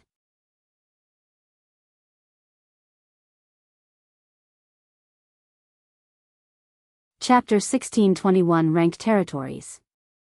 Chapter 1621 Ranked Territories. It feels like I am forgetting something. Yuan muttered to himself shortly after the Starfire dragon left the scene. Whatever. It's too late to worry about that now. Sometime later, Ingzi brought Yuan with her back to the Mystic Valley. Do all humans have regenerative abilities like that? Ingzi asked him as they traveled. No, they don't. I have an ability that allows me to regenerate that quickly. Can this ability be taught? I don't think so, since it requires you to eat something dangerous. While humans are incapable of consuming demon cores, Yuan wondered if beasts in the Primal Expanse have such capability, since the chaotic essence in their world was similar to the energy found within demon cores. Once they returned to the Mystic Valley, the divine fox of grand prophecy appeared before them with a weird expression on her face. She had watched their interaction with the Starfire dragon and was left speechless by the results. Are you really human? She suddenly asked Yuan with a doubtful face. Of course. What makes you think otherwise? The divine fox of grand prophecy explained, because humans aren't capable of using the power of our world. Moreover, you managed to create an incomplete chaotic heart. Are you perhaps half human and half primal? The Divine Fox of Grand Prophecy had always suspected Yuan's identity since the very beginning, but due to so many confusing factors, it was nearly impossible to confirm anything about him. No, I am full human. I am also unsure why I can cultivate chaotic essence, but I think it might have something to do with my physique. The Divine Fox of Grand Prophecy pondered for a moment before responding. If I recall correctly, some humans are born with special bodies and bloodlines, just like primals, but they're incredibly rare. What about your healing abilities? Is that also due to your unique physique? No, that's something else entirely. Is that so? Well, I won't pry further. Anyway, I believe you may have forgotten about something. Oh. I also had the same feeling, but I don't remember what exactly. You were supposed to acquire a treasure that will allow me to use more chaotic essence than I currently contain, and the Starfire dragon had something like that, but you let him go without it. Ah, right. I remember now. With that said, I was only going to do that if I killed him, which I didn't. Also, he would become suspicious of my identity if I suddenly asked for his treasure. I'm supposed to be royalty, after all. Dragon's influence, huh? I was extremely shocked when you used it. Does your world have dragons, too? Of course. In fact, I think the beasts in my world originally came from the Primal Expanse. The only difference is that they cultivate different resources. It's possible, but there is only one individual who can confirm that, the Primal Monarch. The Divine Fox of Grand Prophecy said. Anyway, now that you've dealt with my annoying neighbor, you'll need to find me a treasure that can temporarily boost my chaotic essence. The closest place with something like that would be the Phoenix's territory. They're about 3 months away from here. Yuan narrowed his eyes at this information. Phoenix's territory? He wondered if they could help accelerate Feng Yuxiang's recovery. Despite his efforts in constantly feeding her his blood, there were still no signs that she would awaken anytime soon. Yes, but there is a slight problem. The phoenixes in this world aren't kind to dragons. In fact, they detest each other to the point where they will attack each other on sight. I'm afraid you won't get near them, much less acquire their treasure. You call that a slight problem? Yuan said with a raised eyebrow. The Divine Fox of Grand Prophecy shrugged and said, then you'll have to visit the Divine Dragon Sanctuary. They're pretty far from here, but there is a space tunnel nearby that will shorten the trip to 2 years, from 200 years. Yuan shook his head and said, no, they'll visit the Phoenix's territory. I have some business with them, regardless of the treasure. Are you sure? Even the Shadow Dweller won't be able to protect you there. The Divine Fox said as she shifted her gaze to Yingzi.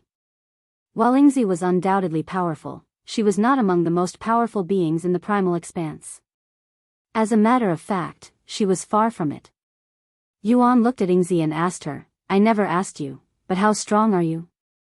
Due to her unique existence, it was impossible to determine Yingzi's cultivation base unless she disclosed it herself. Early Chaotic Emperor, she calmly revealed. Only early Chaotic Emperor? Yuan was a little surprised to hear that she was only slightly stronger than the Starfire dragon in terms of cultivation, as she had been incredibly confident throughout their journey. The Starfire dragon had a cultivation equivalent of Divine Sovereign in the 9 heavens, so Yingzi would only be as strong as a divine ancestor. You shouldn't underestimate a Shadow Dweller because, just like you, they're far more powerful in reality due to their unique abilities to control shadows. The Divine Fox of Grand Prophecy said. At her level, she can probably defeat even a chaotic overlord, much less a perfect chaotic emperor, and the difference between a chaotic emperor and a chaotic overlord is immense, sort of like the difference between being a mortal and an immortal in your world. However, the Phoenix territory you'll be heading to is a rank 2 territory, with rank 1 being the strongest and rank 3 being the weakest. In a rank 2 territory, there will be multiple chaotic immortals and a single one has the capability to erase you from existence with their breath alone. What rank is the Mystic Valley? Yuan asked out of curiosity. The Divine Fox of Grand Prophecy laughed out loud, ha ha ha. My territory doesn't even qualify to be ranked. Only large communities with many powerful predators are qualified. This place is a small house on an island in comparison.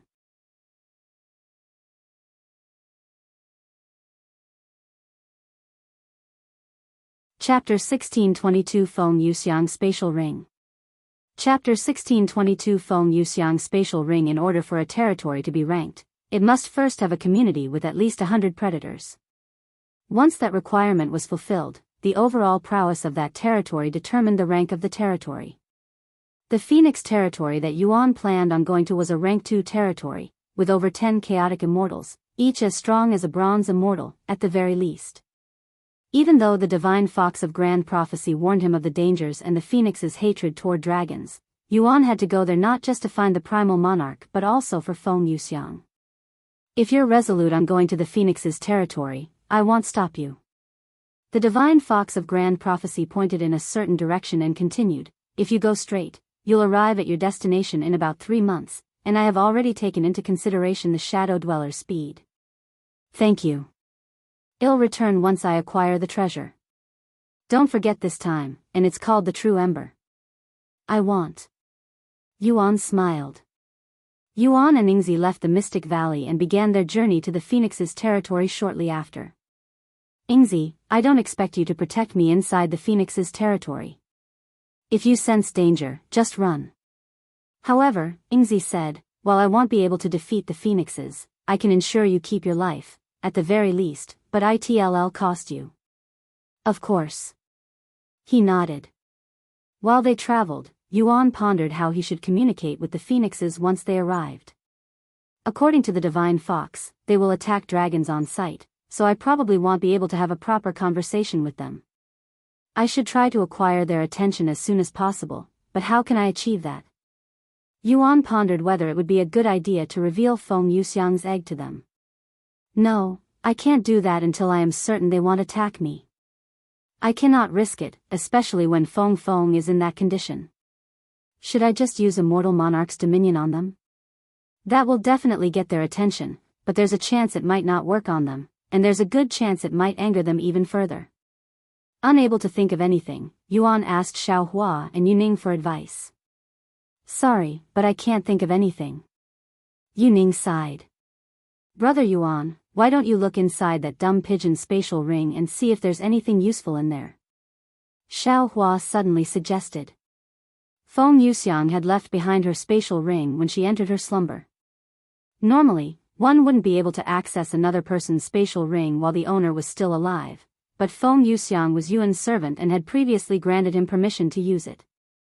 However, Yuan never even tried to look inside her spatial ring, as he respected her privacy and refused to invade it.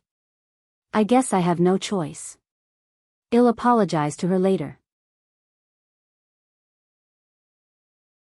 Yuan retrieved Feng Yuxiang's spatial ring and opened it for the first time.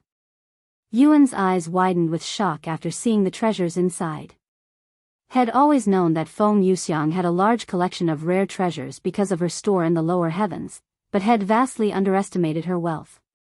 After seeing just how truly wealthy Feng Yuxiang was, Yuan couldn't help but bow to her inside his head.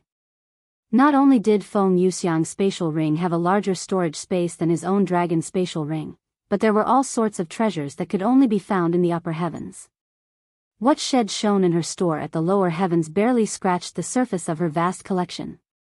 There were mountains of treasures in the spatial ring for Yuan to go through, and luckily for him, he had nothing but time for the next 3 months. After spending 2.5 months going through all of the items, Yuan found several that might help him in the Phoenix's territory.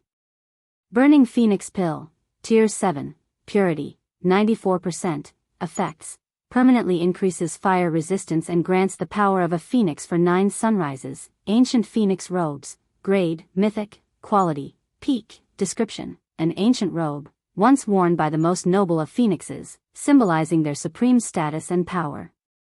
Grants fire immunity. It can only be worn by those with a phoenix bloodline.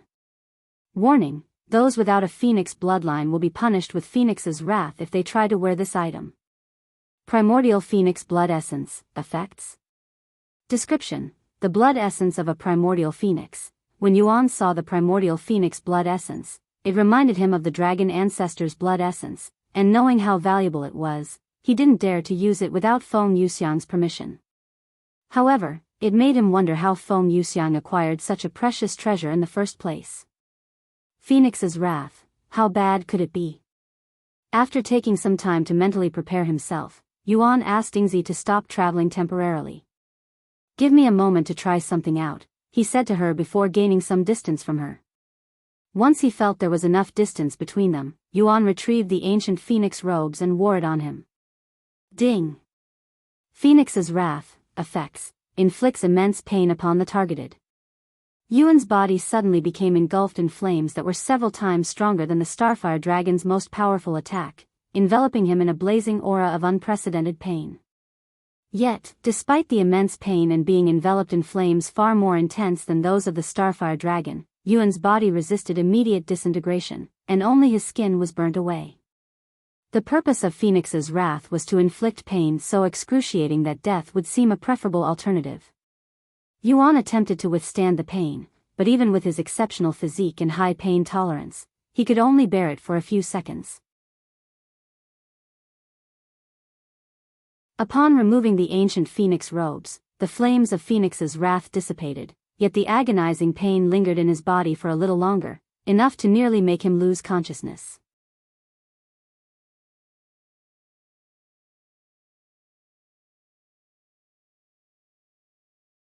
Chapter 1623 Phoenix Ascendancy Plateau.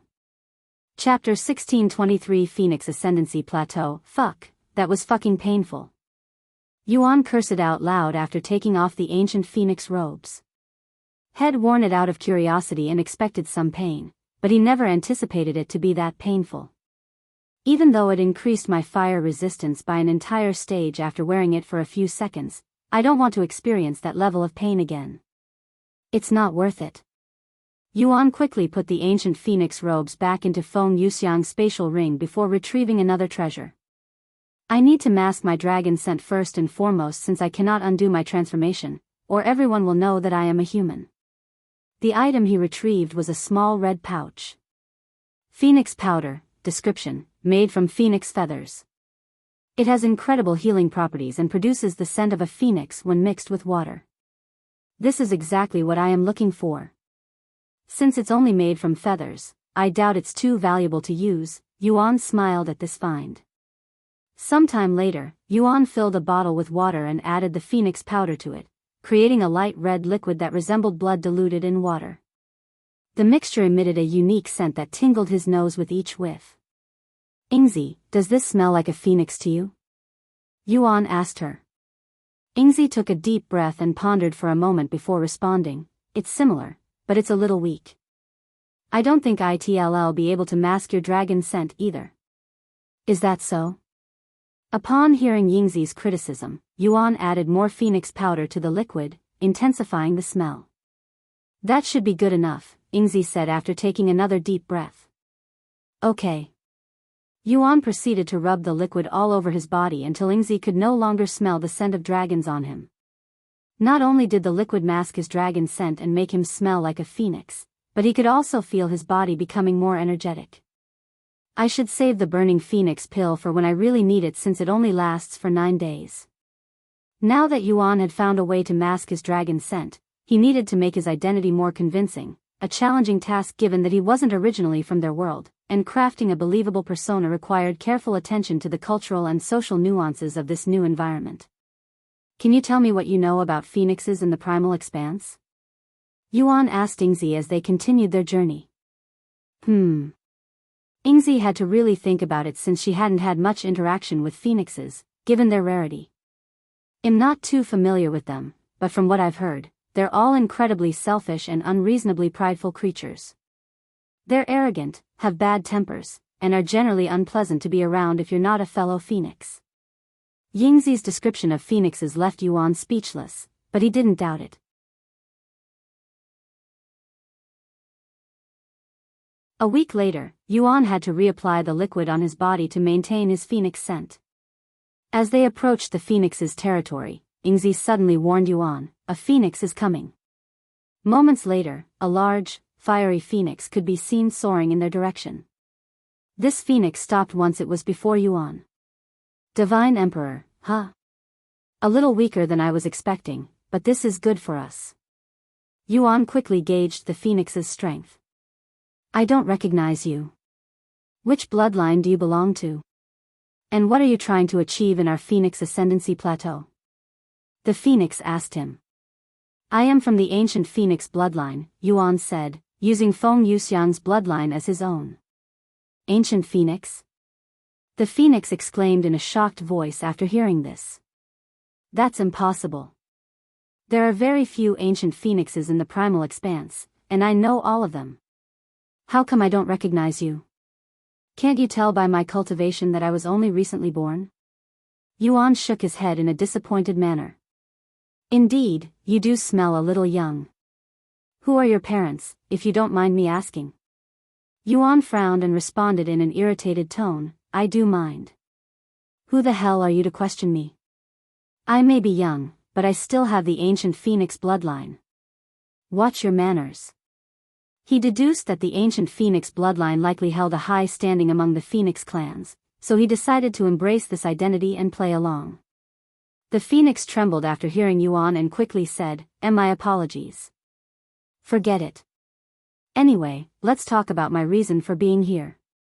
I am looking for a treasure called the True Ember, and I was told that I could find it here.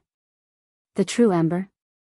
While it's true that we have it, it's not something we can give away. I am willing to trade for it. Is there anything you want for it? I apologize, but I do not have the authority to speak on this. Then bring me to someone who does. I understand. Please, follow me. Sometime later, they reached the heart of the territory, where a community of phoenixes resided. However, within the Phoenix Ascendancy Plateau, most of the phoenixes possessed low-grade bloodlines, and the majority of its population consisted not of true phoenix bloodlines but rather of subspecies related to phoenixes, such as the divine young bird or the vermilion sky hawk. Please wait here while I notify our leader of your presence. The phoenix that led Yuan said to him before disappearing somewhere. Yuan used this opportunity to closely observe the Phoenix Ascendancy Plateau. Despite being referred to as a community, there were no buildings. Instead, most of the beings resided within caves and outdoor nests. This setting gave Yuan the impression of being in a zoo, one predominantly populated by birds and phoenixes, a stark contrast to the urban or structured habitats he might have expected. The temperature within the Phoenix Ascendancy Plateau was also hot and dry, but it wasn't as bad as the Starfire Dragon's territory. Still, it was hot enough to temper his body.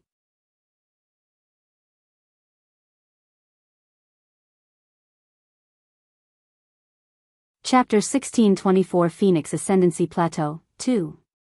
Chapter 1624 Phoenix Ascendancy Plateau, 2, Leader, we have a situation.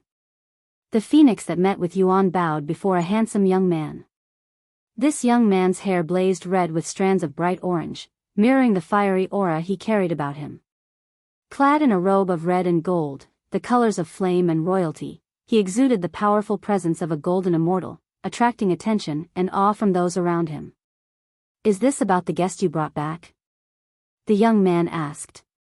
Yes. He claims to have the ancient phoenix bloodline. It's a little suspicious, but I dare not verify his identity. The phoenix said.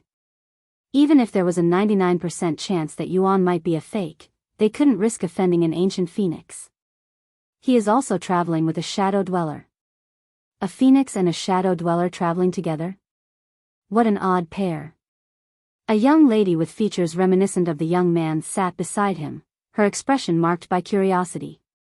The ancient phoenix bloodline is an imperial-grade bloodline, and it ranks in the top 3 amongst all phoenix bloodlines. They're essentially royalty. Meanwhile, my scarlet phoenix bloodline is only ranked 9th. If he turns out to be real, we must assist him to the best of our capabilities. However, if he is a fake, it'll make him suffer a fate worse than death. The young man said. What does he want, anyway? He wishes to trade for our True Ember. The True Ember, huh? While it's not a priceless artifact, it's quite valuable.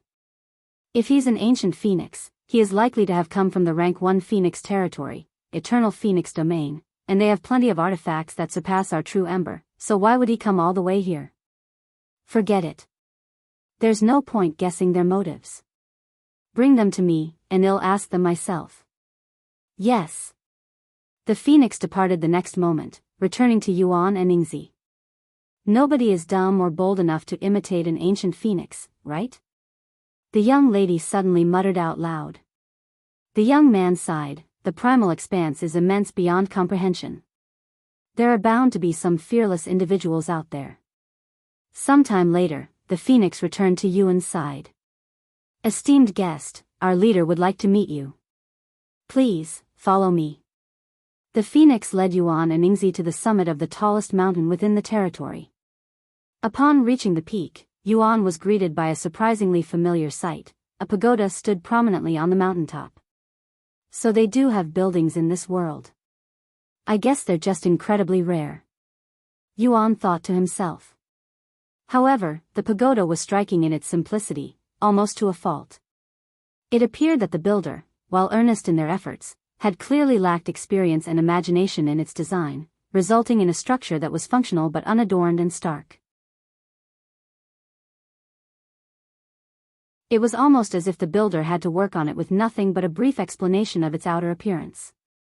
Once the phoenix brought Yuan and Ningzi inside the pagoda, it became even more apparent that the builder had no idea what they were building. Although the pagoda looked like it had 4 floors from the outside, inside, there was only 1 floor and room. The other floors were just an empty space. Inside, at the far end of the modestly decorated room, sat 2 individuals, a handsome young man and a beautiful young woman. Their appearance was top quality, surpassing even the appearance Yuan had given the Supreme Ox. However, they would still only be considered slightly above average when compared to those truly beautiful in the 9 heavens. The young man narrowed his eyes at Yuan the instant they entered the room, his gaze as sharp as swords. Before Yuan could even open his mouth, the young man spoke with a cold expression. Bastard, what are you trying to pull here? What do you mean? Yuan frowned. The ancient phoenix bloodline ranks the 3rd purest amongst all phoenix bloodlines, and all inferior bloodlines would naturally feel submissive toward them. You may smell like a phoenix, but I don't feel anything from you. I have seen phoenixes with royal bloodlines before, and your aura is nothing like theirs. You may be able to mimic our smell, but you will never be able to mimic our royal bloodline. You should have disguised as an ordinary phoenix instead, you bastard. Even though his disguise was instantly exposed, Yuan remained calm and began to think of a way out of his predicament. Are you willing to bet your life, your territory and all its residents on those accusations? Yuan asked. Your threat is as weak and empty as your attempt to fool me. I can easily erase someone at your cultivation with a sneeze.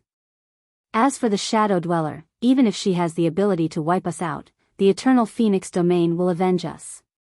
Kneel before me. The young man suddenly roared, and his body exuded a profound aura that instantly filled the room. A few moments of silence went by without anything happening, leaving Yuan puzzled. The young man frowned and muttered, If my phoenix's influence failed to work on you, then you must not be a phoenix at all. What are you? Yuan swiftly noticed an opportunity to turn the situation around and showed a cold smile on his face. You dare order me to kneel? A lowly phoenix like you? The young man's face twisted with anger as he stood up. How dare, who permitted you to talk back? Shut up. Upon hearing Yuan's voice, imbued with an unfathomable power, the young man felt his own voice falter, leaving him unable to utter another word. The young lady turned to look at him with wide eyes. Father? Please tell me you're only pretending to. Yuan shifted his gaze to her and shouted, Shut up. The young lady immediately felt as though someone had suddenly seized her throat, sealing her ability to speak. Kneel. Thud. Unable to resist his command, the young man and young lady suddenly fell to their knees, their gaze filled with shock and horror as they stared at Yuan.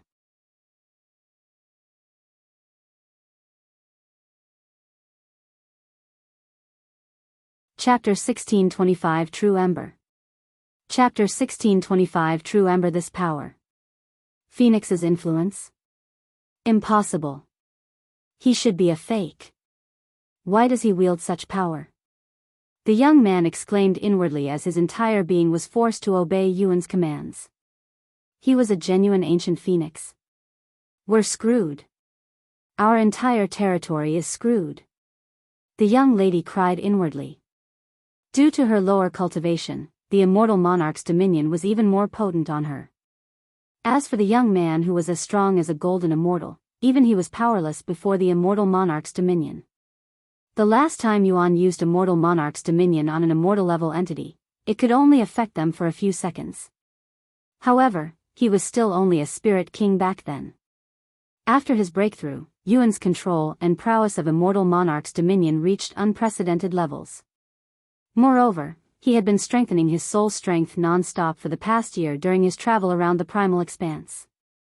At his current prowess, he could easily command even a golden immortal for an entire minute. For whatever reason, immortal monarch's dominion feels stronger in the Primal Expanse. Yuan thought to himself after noticing this phenomenon. Yuan spoke in the following moment, I will ask you again.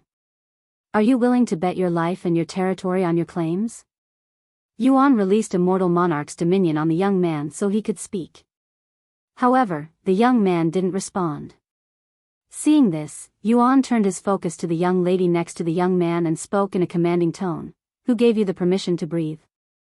The young lady instantly lost her ability to breathe and fell to the ground with her hands grasping at her throat. The young man instantly snapped out of his daze and shouted, I was wrong, Your Highness. Please forgive me and my daughter for this offense. I will even give you the true Ember as an apology. Yuan had a calm look on his face, but he was inwardly surprised that his small experiment actually worked. It made him wonder if he commanded someone to die, would their heart instantly stop? Your Highness. Please. The young man pleaded again when Yuan refused to release the young lady. I'll forgive you this once. The young lady immediately began gasping for air after Yuan deactivated the immortal monarch's dominion. The faster you hand over the true Ember, the faster I will be out of your feathers, he added. Get the true Ember for His Highness. The young man quickly ordered the young lady, giving her an excuse to leave the room. Right away. The young lady hastily left. Once they were alone, Yuan said, Is there anything you want for the true Ember? Although you said it'll be for free, I don't want any rumors of me bullying you to spread. I don't dare ask for anything. The young man said. Yuan silently pondered for a moment before speaking, You seem to have a thing for human appearances. I can upgrade your appearance and your daughter's in exchange for the true Ember. The young man looked at him with wide eyes and said, Really? He nodded and said, Give me a brief description of your ideal appearance. Young, middle-aged, or old? Hair color and length? Body shape? I would prefer something a little older than my current appearance. I like my current hair color and style. As for my body. After receiving the description, Yuan consumed an appearance-altering pill and transformed into the young man's ideal appearance. The young man's eyes widened with surprise after seeing how high quality it was. What do you think? Can I really have such a high-quality appearance? Are you doubting me? Yuan narrowed his eyes. And no. Then hurry up and take it. The young man quickly changed his appearance, becoming more handsome, a little taller, and a few years older. Thank you, Your Highness, for this appearance. The young man stood up and bowed to Yuan. If there's anything else you need, please don't hesitate to ask. Yuan smiled and quickly said, Then let me ask you something. He retrieved Feng Yuxiang's egg and continued, Do you know how I can speed up my friend's recovery progress? That's. The young man's face became filled with shock after seeing the egg. What's wrong? Yuan asked him with a slight frown. Who is inside that shell? I have seen this state countless times before, but I have never seen such a complex and powerful shell. Not to mention. Yet, what shocked him most wasn't the shell itself but the overwhelming sensation it evoked within him. Bloodlines of a lower grade instinctively revere those of higher lineage, and he felt a powerful compulsion to kneel and kowtow before the entity within the shell. There's only one bloodline that could make my blood react in such a fashion. To think such a powerful entity would be in this sorry state. What happened? He wondered inwardly. I'm sorry, but there's nothing we can do here to help you or the one inside that shell since our bloodlines are too weak. If you want to revive the phoenix within that shell, you'll need to visit the Eternal Phoenix domain. There, you'll be able to find the primordial phoenix. How far away is the Eternal Phoenix domain? Yuan asked Ingzi since he would have exposed himself if he had asked the phoenix before him. It's on the other side of the world, so it'll take several hundred years if we travel normally, she said. That's too far. I guess we'll have to put this on hold for now. Yuan sighed inwardly. Sometime later, the young lady returned to the room with the true Ember, but she was astonished by her father's new appearance. His Highness said he'd upgrade our appearances for the true Ember, he explained. Once he received the description, Yuan gave the young lady her new appearance. Thank you, Your Highness. Here is the true Ember. The young lady handed Yuan a small black rock that emitted intense heat. Thank you. Yuan quickly tossed the true Ember inside his spatial ring. You're tuning in to the Biyao's Wuxia Chronicles YouTube channel. Don't forget to subscribe and join us on this journey to catch the most captivating stories.